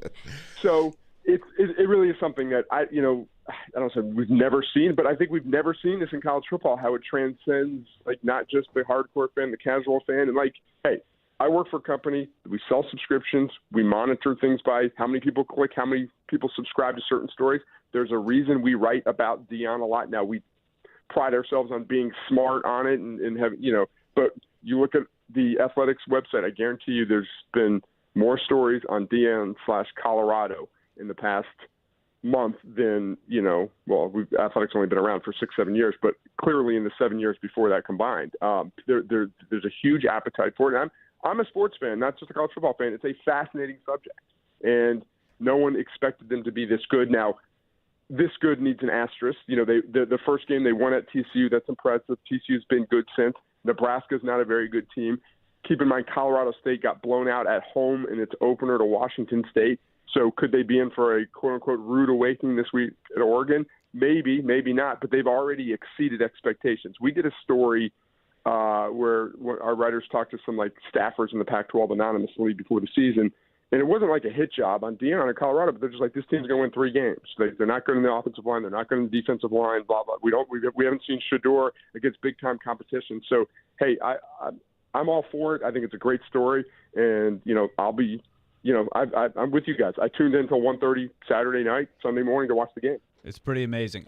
Mitch, you and I have endured a lot of painful Vanderbilt losses over the years. This one, I have to say, was right up there in the how could that happen kind of stuff. Clark Lee, he says it almost every time you listen to him. He wants to win on the margins. He wants to be a team that is exceptional in the execution of the little things. And they've been the complete opposite so far. It's got to be driving him crazy. They're playing a lot of young guys. So, I mean, that was a loss that's going to be tough to overcome. But what did you see there? And where can they go from here? Yeah, I mean, just way too many just dumb mistakes. You know, turnovers are going to happen. But you know what? Turnovers are okay if you're playing Georgia and your quarterback's pressured and he makes a bad decision because he's pressured. They're not okay when you're playing UNLV and you just drop the ball, or you're like, it wasn't even a turnover, but on that botched punt where the guy slid into the snap. I mean, it's just inexcusable, really. They cannot make mistakes like that. And I was just curious. I did a little, about turnovers. Coach said, turnovers, we got to win the turnover margin. We got to win the turnover battle.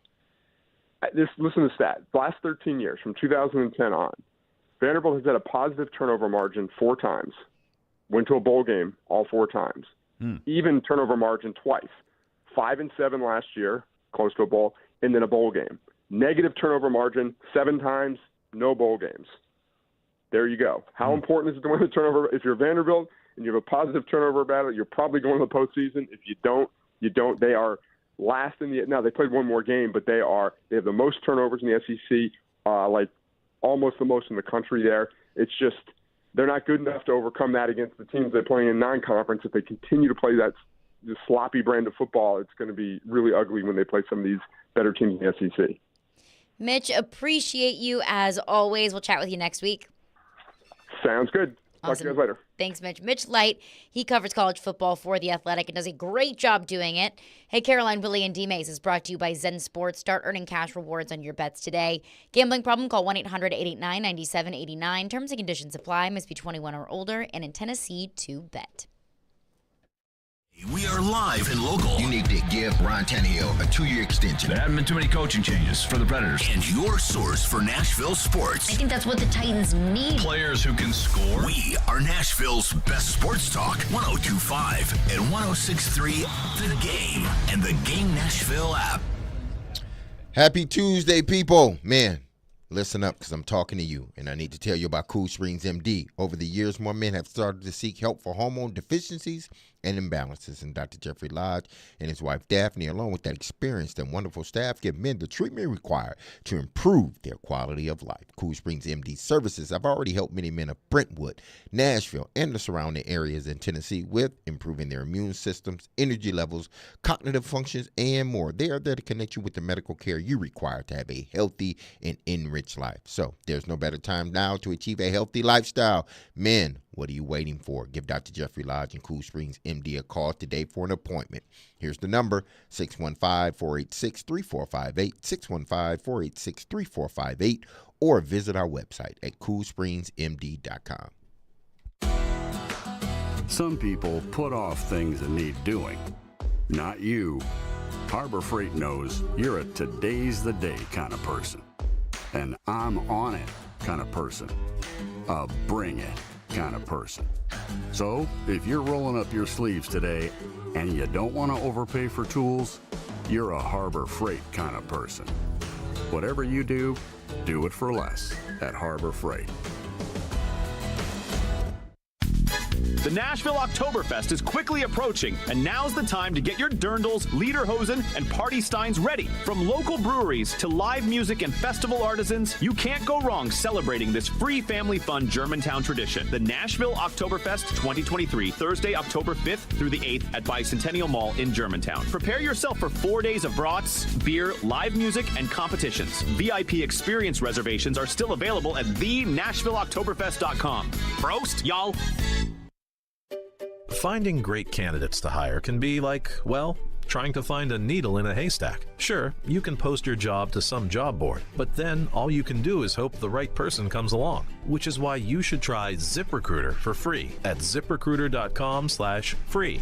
ZipRecruiter doesn't depend on candidates finding you. Its powerful technology identifies people with the right experience and actively invites them to apply to your job. You get qualified candidates fast. So while other companies might deliver a lot of hay, ZipRecruiter finds you what you're looking for.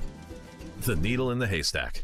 4 out of 5 employers who post a job on ZipRecruiter get a quality candidate through the site within the first day. ZipRecruiter, the smartest way to hire. And right now, you can try ZipRecruiter for free. That's right, free. Just go to this exclusive web address, ziprecruiter.com/free. That's ziprecruiter.com/free. ZipRecruiter.com/free.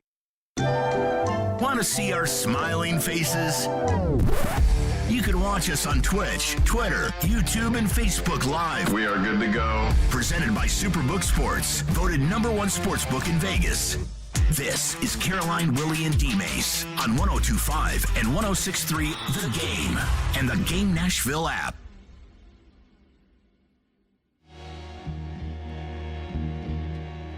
Caroline, Willy, D-Mase, 102.5, 106.3 The Game and the Game Nashville app. Vanderbilt head coach Clark Lee will join us in just over 10 minutes. But before we get to Clark, let's get a quick thought in. Our phone lines are driven by WilsonCountyHyundai.com. Justin has been waiting very patiently. He's on the line. What's up, Justin? Hey, how are y'all doing? Good. First-time caller, so this is pretty exciting for me. Love listening to y'all guys. About that 2 o'clock hour, though, I kind of tune it down a little bit. Jared gets a little annoying, but anyway. Well, that's all right. What you got for us? We love you. Hey, I just want to touch base on what Mitch kind of said. He beat me to it, but so Heupel's kind of in a bad. He's not in a bad spot, but he's kind of in a tough spot right here.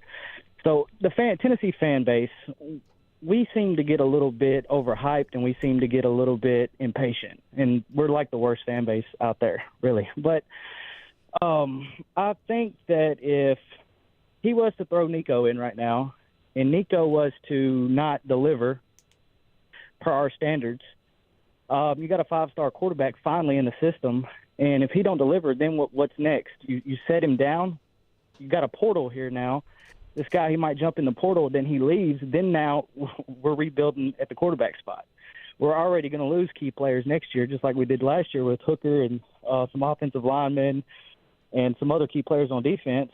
I mean, I just don't. I don't know. I want y'all's thoughts on that. Like, I mean, I just think it's ridiculous for the fan base to be wanting Nico in right now. I just don't see that to be the right way to go. Yeah. Thanks for your call, Justin. Interesting insight there. Yeah. Because it's an interesting thought. It won't stop people from demanding, hey, let's see the kid. Let's see. There was so much hype. The beginning of NIL, and one of the first guys to get, let's just say, big money, supposedly. Don't know how real the numbers are, but it sounds to me like there's 7 figures. Let's just say that as a general thing. Let's Yeah. assume that what's been reported is accurate, everything like that. We haven't heard otherwise. There's a lot riding on whether this guy does well. And for a couple years, we've been sitting there going, well, do we know he's good? Like, he wouldn't be the first 5-star guy to not pan out and be a great player. It happens. Sometimes they are great. Sometimes they're not quite as good as we thought. And you don't know. Like, Georgia just put one out there against South Carolina, and it was like, all right, he was okay. He was all right. He hung in there. But he didn't look like he was a guy that tips the field in their favor, at least not right now. Right. But he makes it. I think it's a good point where Josh Heupel has to sort of think about that. Is when is the right time? Let's put him in a position to succeed. We can't put everything on his shoulders, right? And you have to almost be willing to look. We got to ride it out here, even if I think he might be the guy. That's just too much to ask of a kid who's just right out of high school. That's why I asked Mitch listen, if they, can't win a game prior to the Alabama game, say if they don't beat South Carolina or A&M, and they're going to the Alabama game on a 2-game losing streak, do you then throw the freshman in there against Alabama? Because essentially, are you putting him in a position to succeed? Yeah, but essentially, you've lost 2 games already. Your season is pretty much done in regards of championship caliber football, unless everybody else starts to stink too. But at that point, do you, or you sort of go into the game with the thought of, if Milton doesn't perform well by half, do we then make the switch? These are all the things you got to be thinking about as a head coach. And what you didn't used to have to think about was, especially with quarterbacks, but I think Clark Lee's dealing with some of this as well. He's got a really promising group of freshmen that are playing a lot. Like Clark Lee is playing a lot of these true freshmen. They're flashing. They're better than a lot of the upperclassmen they have. And there's a lot of reasons for that, he wasn't left anything, right? But these guys are good, but they're making mistakes. But it's also like, we want these guys to feel good about it. We want them to stay. Like, Josh Heupel wants Nico to stay. We know how quickly it's Russian roulette. It's like, I don't like it over here. I'm going to go over here. So the coaches didn't used to really have to think that. Yeah, they didn't have to worry about that. On the drop of a dime, a guy you work very hard to recruit could decide, it's not working out here. Like, every kid's different, right? Maybe Nico's patient. Maybe he says, look, I'll sit my whole freshman year. I'm content to be the guy next year. Or maybe he's got people around him going, hey, man, all this stuff we're paying, we got paid all this money, they're not even playing you. They're struggling, they're not even putting you in. There's always a lot of forces that are pulling. But then if on he something goes like that. in, And a coach has to be able to walk that tightrope. He's got to have him encouraged, like, look, be patient. Your time is coming. We love having you here. You're the guy. But it's just not today. And if he goes in this season and stinks up the joint, then people are going to say, we're paying all that money for this guy? He's an $8 million quarterback. You're going to start hearing that more and more if they struggle. 100%. But I think that this is more about Nico and less about Joe Milton. That if Nico is ready, then we'll see Nico. If he's not, then we won't. Well, I mean, in that, again, you're rolling the dice because this kid can choose to transfer next year because, again, the Vols will go out and recruit another 5-star quarterback. They will. They are. If they can get a 5-star quarterback. Or what about a transfer who's not doing well for another team? Yeah. They're going to bring them in. So that's why this situation, it has to be handled in a certain way. Because if it's not, and this young man in his camp, meaning Nico, feels, well, hell, it's not getting any better with Milton. And he and Milton may be close. And this has nothing to do with Milton. It has more to do with him just getting his opportunity to play because it's not working with the starter. If he feels they're still not coming to him, this kid can leave. He can just up and leave, and there's nothing Heupel can do about it, other than going to get, which they're going to do anyway. They're going to recruit another 5-star quarterback. I bet all the money that I have, they are going to recruit and get another 4 or 5-star guy, regardless if Nico is the guy next year or not. That's just the way college football is. But if this thing doesn't turn around, this offense is tailor-made for a quarterback to excel in. It is tailor-made for a quarterback to excel in. And what I explained earlier is not necessarily excelling. It's about those critical points or those critical times in games where you need to be the leader, be the quarterback, and make those plays. Milton isn't doing it. If Nico can come in, yes, he's going to complete passes all over the field. He will. That's just the offense. But if he comes in and shows on those critical moments that I can hit a 3rd and 13 or I can hit a guy downfield with some accuracy, he's going to be their quarterback. I don't care if they lose every game with him. If he proves that he can do that, he's going to be their quarterback. Quickly, before we get to Clark Lee, Willie, set the stage for us of where you are at mentally as a Vanderbilt fan. Well, I think a lot of Vanderbilt followers were just Had to be disappointing. Wrung out on Saturday night. It was tough. Yeah. It was tough. And look, Clark Lee, he's going to say it, I'm sure.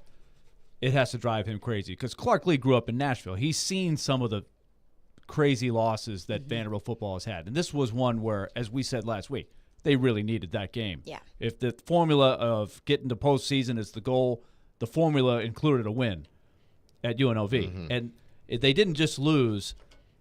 They were up 17-0, and then there were about 6 or 7 moments in the game where if you said to yourself before the play, what's the worst possible thing that could happen on this play? It happened. And I'm talking about 6 or 7 different times. I'm not talking about just a ball intercepted. I'm talking about worst case scenario. And at the end, despite all of the adversity that they did to help UNLV, they still are trying to crawl out of the hole. They had a chance to win it. They missed a 33-yard field goal with less than a minute to go. Then one of his players called timeout when UNLV was conceding overtime. Clark Lee didn't want a timeout. One of his players decided, and I don't know, maybe he'll explain a little bit of detail what happened, but somebody called timeout where you're still sitting there going, well, this game should go to overtime. Still, one more play stop, you're going to overtime, and they give up a bomb in the what's the worst possible thing that can happen? It happened. You shouldn't get beat deep. They did get beat deep, and next thing you know, they've lost. It's a tough one to overcome. There's so many young players on this team that have some talent, and if they stick together, I think they can get a lot better.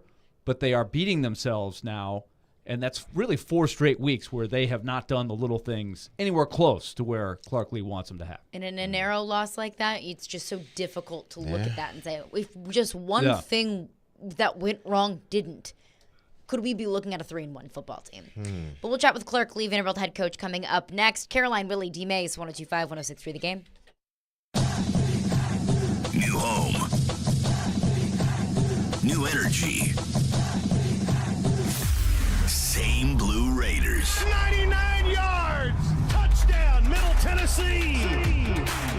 Catch every game for MTSU on 93.3 Classic Hits. Coach Rick Stockstill is poised to lead his team to yet another bowl appearance. We're really excited about this opportunity. Your home for the Blue Raiders is 93.3 Classic Hits and the Classic Hits app. Caroline Fenton here for my friends over at Black Tie Moving. And when you choose Black Tie Moving, you are going to get a highly awarded Inc. 500 company. They always say that their trained and dedicated team is there to ensure that they take the stress out of the process. And I moved with Black Tie Moving just a couple of months ago, and I can personally attest that they took all of the stress out of the moving process. We've all moved. We all know it is stressful. It's uncomfortable. It makes you a little bit anxious here and there. But once my moving day came and Black Tie Moving took care of the rest of my move, it was so incredibly easy. And they were so respectful of my space and my things. They made sure that my new home was completely set up the way that I wanted and that all of my furniture, all of my things were taken care of. So visit blacktiemoving.com or call 615-437-8401. That is 615-437-8401. And be sure to mention the promo code GAME to score 10% off your next move. I cannot recommend Black Tie Moving enough, and with them you can sit back and enjoy the best move of your life. Are you in the mood for authentic Chicago-style Italian food? Italian beef sandwiches, Vienna Chicago-style hot dogs? How about homemade pasta, chili, meatballs and marinara sauce, and more? Well, you need to check out this week's Nashville's Best Deal. Campione's at 401 Long Hollow Pike, Goodlettsville, Tennessee. Family-owned and featured on Tennessee Crossroads, this is delicious Italian-style food right here in Tennessee. Check them out now at thegamenashville.com/deals. Get half off now while supplies last. At Mercedes-Benz of Music City, a healthy and productive culture takes a day-to-day discipline. Here's Sam Cavett, General Manager, with a few thoughts. Mercedes-Benz has its standard, and we have Dream Motor Group standards. They're definitely on the same level, but I feel like we challenge ourselves at least as much as Mercedes-Benz challenges us. It's a genuine motivation to take care of customers, and we see it in the customer reviews. Live the dream at Mercedes-Benz of Music City, mbofmc.com. Get Get ready for a once-in-a-blue-moon homecoming. MTSU football hosts Colorado State inside Floyd Stadium on September 23rd, and you won't want to miss it. Be a part of the action and cheer on the Blue Raiders as they kick off at 6 p.m. and stay for post-game fireworks. Don't wait any longer. Purchase your tickets today at goblueraiders.com/tickets and secure your spot in the stands. Let's go Blue!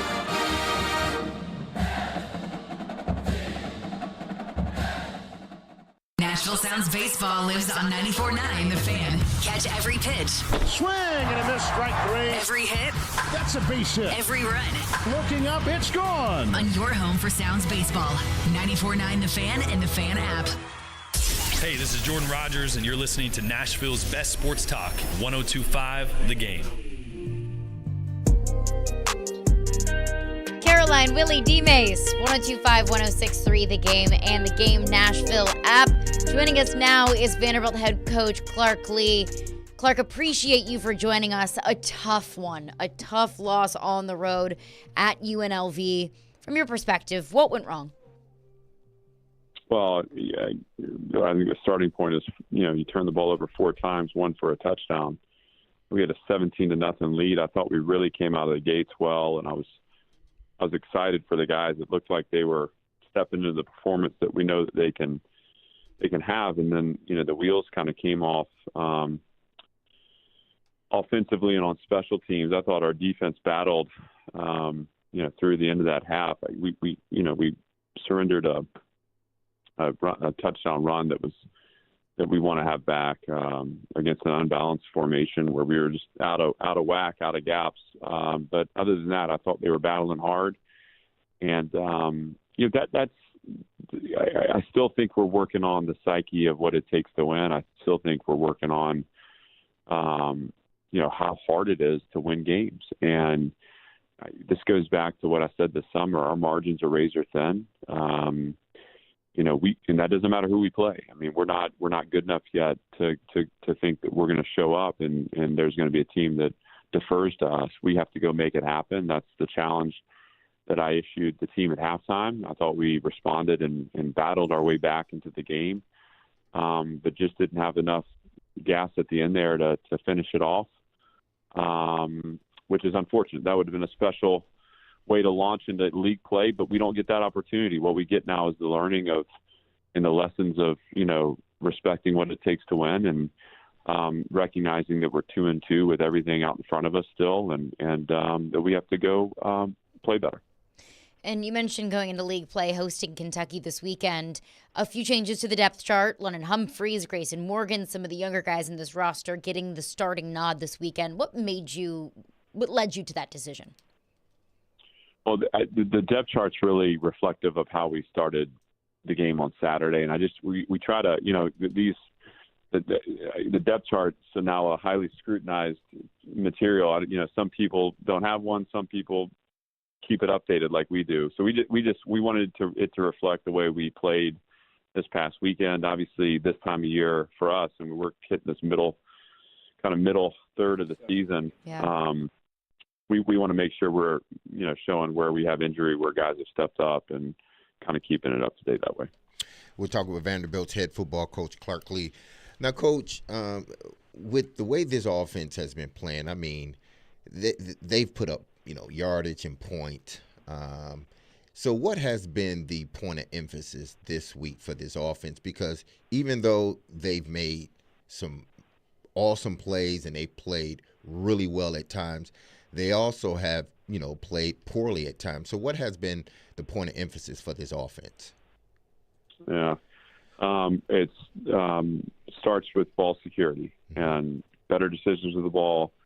Ball security is a lot of things. There's fundamental technical aspects to it. There's decision-making aspects to it. And then there's also this idea that, we have to play with chemistry and 11 guys on the same page. And, we got AJ hit in the red zone going into score last weekend because we missed on a protection and the ball was on the ground. Cedi Alexander ended up recovering it, but that's another aspect of ball security. So that's been the first point of emphasis. The next one is first down efficiency. So, we played 22 snaps of conversion down football on Saturday, third or fourth down on offense. and that's way too many. I think that was like 29% of the plays we ran on offense were third or fourth down. That's a recipe for a long night because you're obviously giving the opponent a chance to bring their pass rushers on, to change up coverage, leverage, to pressure, and those are high pressure downs anyways. Meaning, your likelihood of giving the ball up or throwing the ball into coverage increases as the stakes increase in the down. So we have to be efficient on first down to try to convert on first and second down to get rhythm in our drives so that we can just open up a higher level performance. And then the third thing is, we've got to get our run game started. And, that again goes back to chemistry. It's not the people, it's the connection. It's seeing it the same way. It's the ability to get out of bad plays, the ability to hold the point up front and get our running backs some space to get going. Too often we're getting cut down in the backfield, and this goes into first down efficiency too. But we're getting cut down in the backfield before the play can get started. We're better than that, but we have to play better than that. And that's been something we're focused on this week. We're talking to Clark Lee, Vanderbilt head football coach. Coach, I want to ask you about the sequence at the very end there, where you could see it on TV. You were startled when the timeout was called as the clock is ticking down. As you went back through it and sort of the lines of communication, as you guys sorted it out as a team afterwards, how did you guys address it? Well, we're not calling timeout there. That's a situation where, our chance to win it in regulation came with the field goal attempt that we missed. And really, before that, it's the 4-minute drive where, we get one first down, they're out of timeouts. We're draining the entire clock and either punching it in the end zone or kicking it through the uprights. And so once we miss that opportunity, then you're thinking about defending and getting to overtime. The first snap they took in that sequence, they threw the ball, and the quarterback actually threw it back behind himself. He was rolling right and threw it back left, and I thought we were going to pick it off again, honestly. And I think once we missed that opportunity, their decision became to get it to overtime too. And so the point at which they ran the ball, had it been a running clock on fourth down, we would have called timeout to force them to punt and maybe try to pressure it, get a return, whatever we could do. But the point at which they ran the ball on the second down, you're gonna let it play out. And that's something where we don't, I'm in charge of the clock. I'm in charge of the timeouts. We spend a lot of time and energy on the strategy behind when we use timeouts. And, I've got well-intentioned players that want to win, but don't always, from their roles and their perspectives, understand the bigger picture strategy. And so, we just had a player that was doing the best he could, the best he knew how in the moment. And he almost more as a question than a statement turned and called timeout. It was a mistake, Willie. And So it's like an impulse. I'm speaking as a guy, as a high school basketball player. As a sophomore, I was Chris Webber before Chris Webber. I called a timeout. Our team didn't have a timeout because I thought I was impulsively, we got to win. We need a timeout. And our coach looked at me like, what are you doing? And so I didn't sleep that night. So I know the feeling.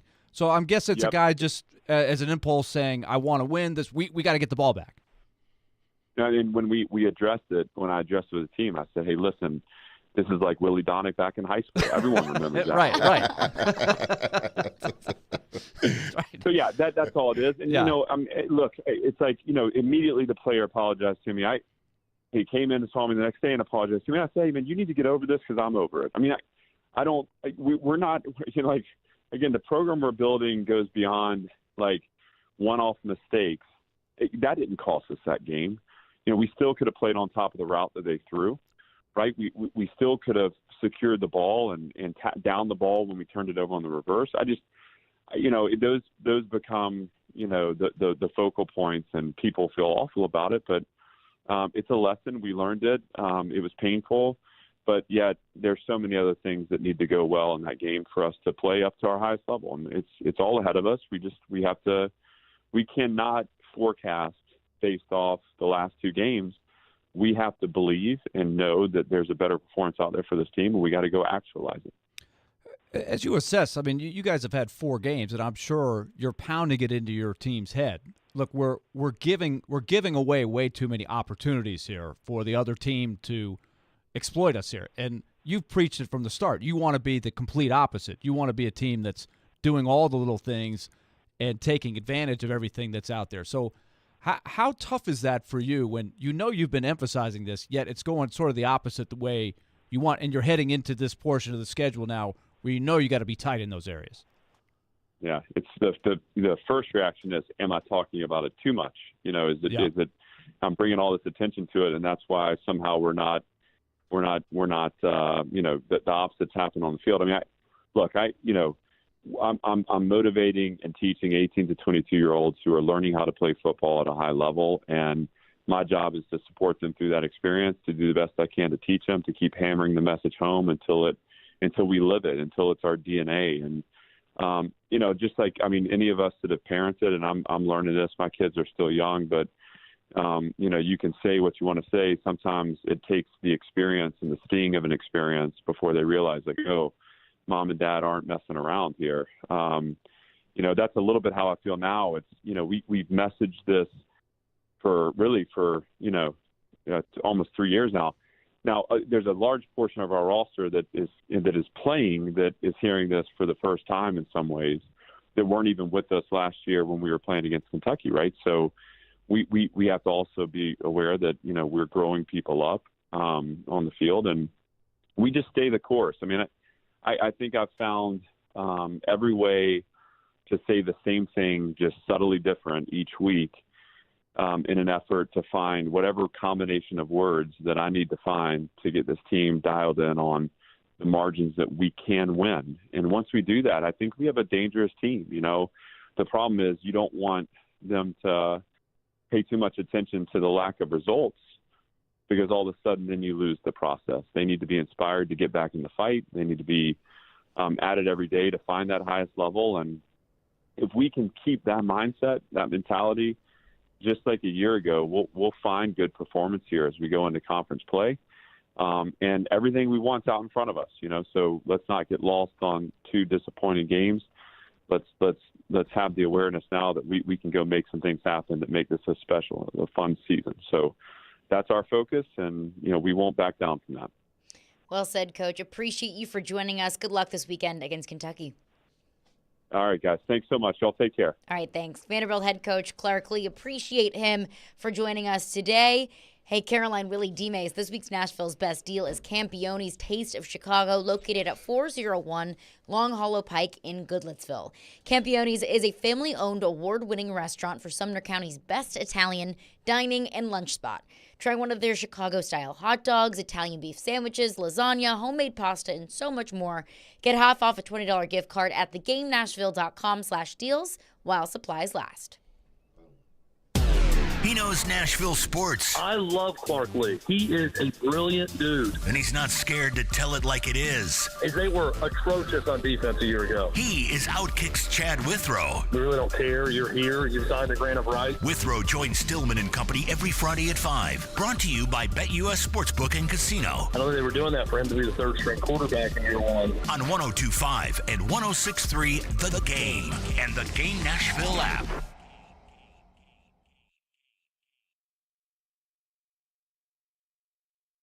Let's talk about Lone Fronto. I was just reliving my nightmare of 1987 where I was pulled to Chris Webber. Still living with that. It is time to tell you about Lone Fronto. If you're looking to buy a new home, if you need cash now instead of having to wait for your current house to sell, don't get ripped off by one of those I buy your house people. They're out there all the time. They probably text you about every other day. Call Lone Pronto instead, because they've got the Dream Home Bridge Loan. That's the method that they're helping people. You can get the cash you need in a matter of days through your home's equity. Very little paperwork. Usually no appraisal is needed. Call them right now, because this is the best way for you to make the best offer on that new home you're looking for. Don't put off the dream. Ask about the Dream Home Bridge Loan. 615-499-5780 or loanpronto.com. That's 615-499-5780 or go to loanpronto.com. Equal housing lender, NMLS 1661781, subject to lender approval, NMLSconsumeraccess.org. Twin Peaks is the best in the game. Here, your favorite drafts are poured at a frosty 29 degrees, and rare barrel-aged whiskeys are served just the way you want them. It's bigger game days and bolder fight nights. I mean, where else can you find a scratch kitchen that always comes in clutch? Every day, from lunch to late night. Only at Twin Peaks, the #1 sports bar. Get wings the way you want them. Try Twin Peaks wings bone-in breaded, naked, smoked and grilled, or boneless in your favorite sauce or rub. It's time for another Kubota Field event hosted by Coleman Tractor of Nashville. Our biggest sales event of the year will take place on Thursday, September 21st at the Nashville Gun Club during the Shooting Hunger Sporting Clays Shoot. Stop by our booth to learn all about Kubota. Zero-turn mowers, utility vehicles, and more. Take advantage of Kubota's competitive financing offers, receive a coupon for up to $250, plus enter to win prizes. Try it and buy it at Coleman Tractor of Nashville during the Shooting Hunger Sporting Clays Shoot at the Nashville Gun Club, Thursday, September 21st. The event kicks off at 7:30 a.m.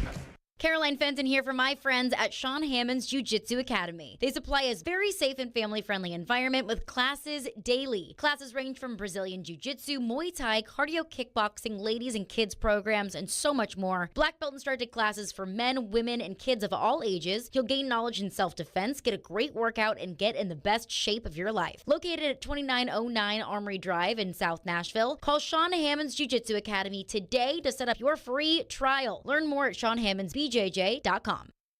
When you can't stop, there's Vicks VapoRub.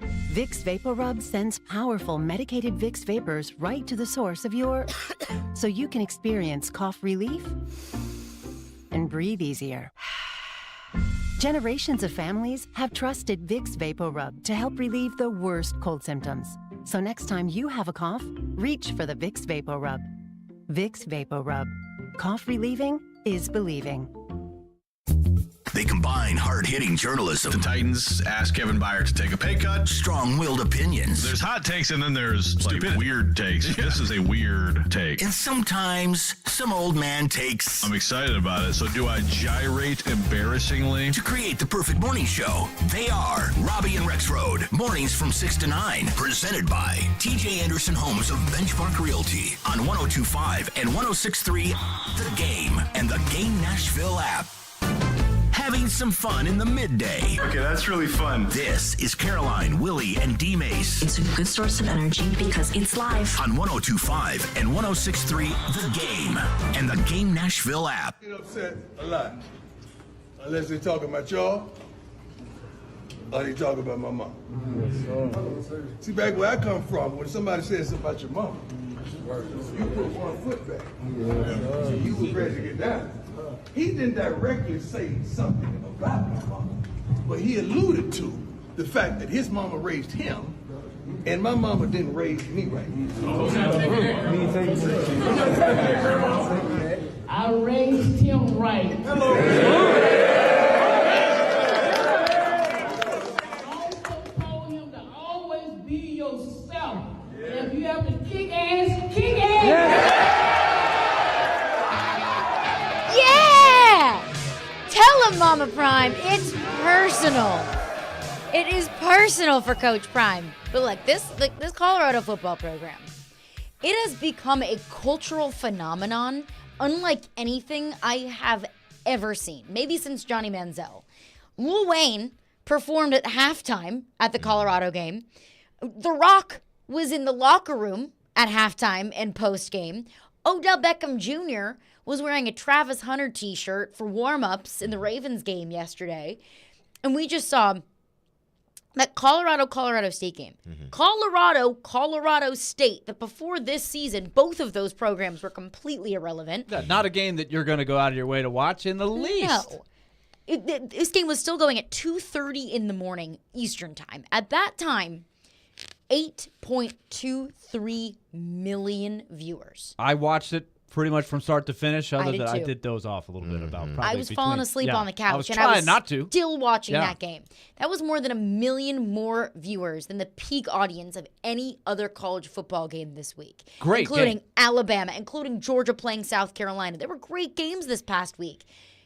Colorado is still drawing that big of an audience, and the cultural buy-in and this need to just ingest as much Colorado content as possible has come on so quickly and so suddenly. I mean, we're in 3 weeks of college football, and Colorado is blowing out every single viewership record. And Coach Prime is, at the forefront of every college football conversation. It is crazy, and it is wild to me, this Colorado football program and the attention that it has been garnering. Yeah, they're getting a lot of attention, and listen, rightfully so. They're 3-0. Their games have been exciting, and what's making the even more of a sort of a phenomena. It seems like something happens before every game that makes people want to tune in. Last week it was the supposed, Nebraska went on the logo, didn't want to move. Were trying to be intimidating, didn't allow Shedeur Sanders to do his warm-up. When and Matt they were Rule said praying, they were praying. They could have been. I don't know. But see, I don't know if they And were Matt or Rule were had not. a strong reaction publicly about it. Or I don't know. But leading up to the game, it was that. So now everybody want to watch. And then you have, the Colorado State coach says what he does. And I think it was more so for his team than it was for anybody else. And everybody wanted to see this blowout. And then when it wasn't a blowout, people tuned in to either see Coach Sanders and his team, Shedeur Sanders, come back and win this game, or the other half was like, they're finally going to lose. So you had two ends of the spectrum watching this game like, what's going to happen? And it turned out to be a wonderful game. And unfortunately for Colorado State, they end up losing it. Fortunately for Colorado, they end up winning. Here's the interesting part about it.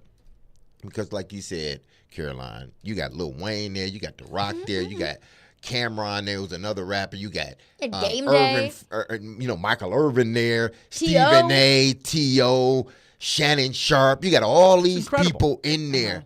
It's like, And okay, that doesn't even talk about star-studded. the celebrities that are tweeting and watching. Exactly. Big A-list people. Absolutely. So I wonder if indeed, because they haven't gotten into the meat of their schedule yet, if indeed, once they play Oregon this upcoming week, then they got 3 touchdown SC, underdog. then they got Washington, who's a good team, Washington State, who's a good team. What happens if this team goes on a 4 or 5 game losing streak? This is what's wrong with our culture. They jump behind the next greatest thing. If they lose 3 or 4 games, they will move on to the next team or the next thing that's hot.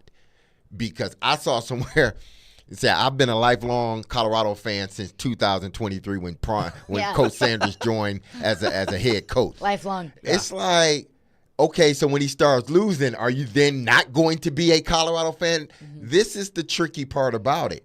And I know Coach Sanders is handling this the way he's supposed to because he knows if they start losing, all these people that are on the bandwagon now, they're going to be jumping off. And they're going to be pointing at him and saying, does he have the aptitude or does he have the fortitude to be a coach at a big-time program? Colorado is still a big-time program. They just hadn't won in a very long time. It's fascinating. Exactly. It's a supernova. It's such an extreme. I mean, I'm enjoying situation. it. It's great theater. Yeah. I Had a watched it from blast. start to finish. Dion personally, he can handle all of the supernova attention. That's how he's always been.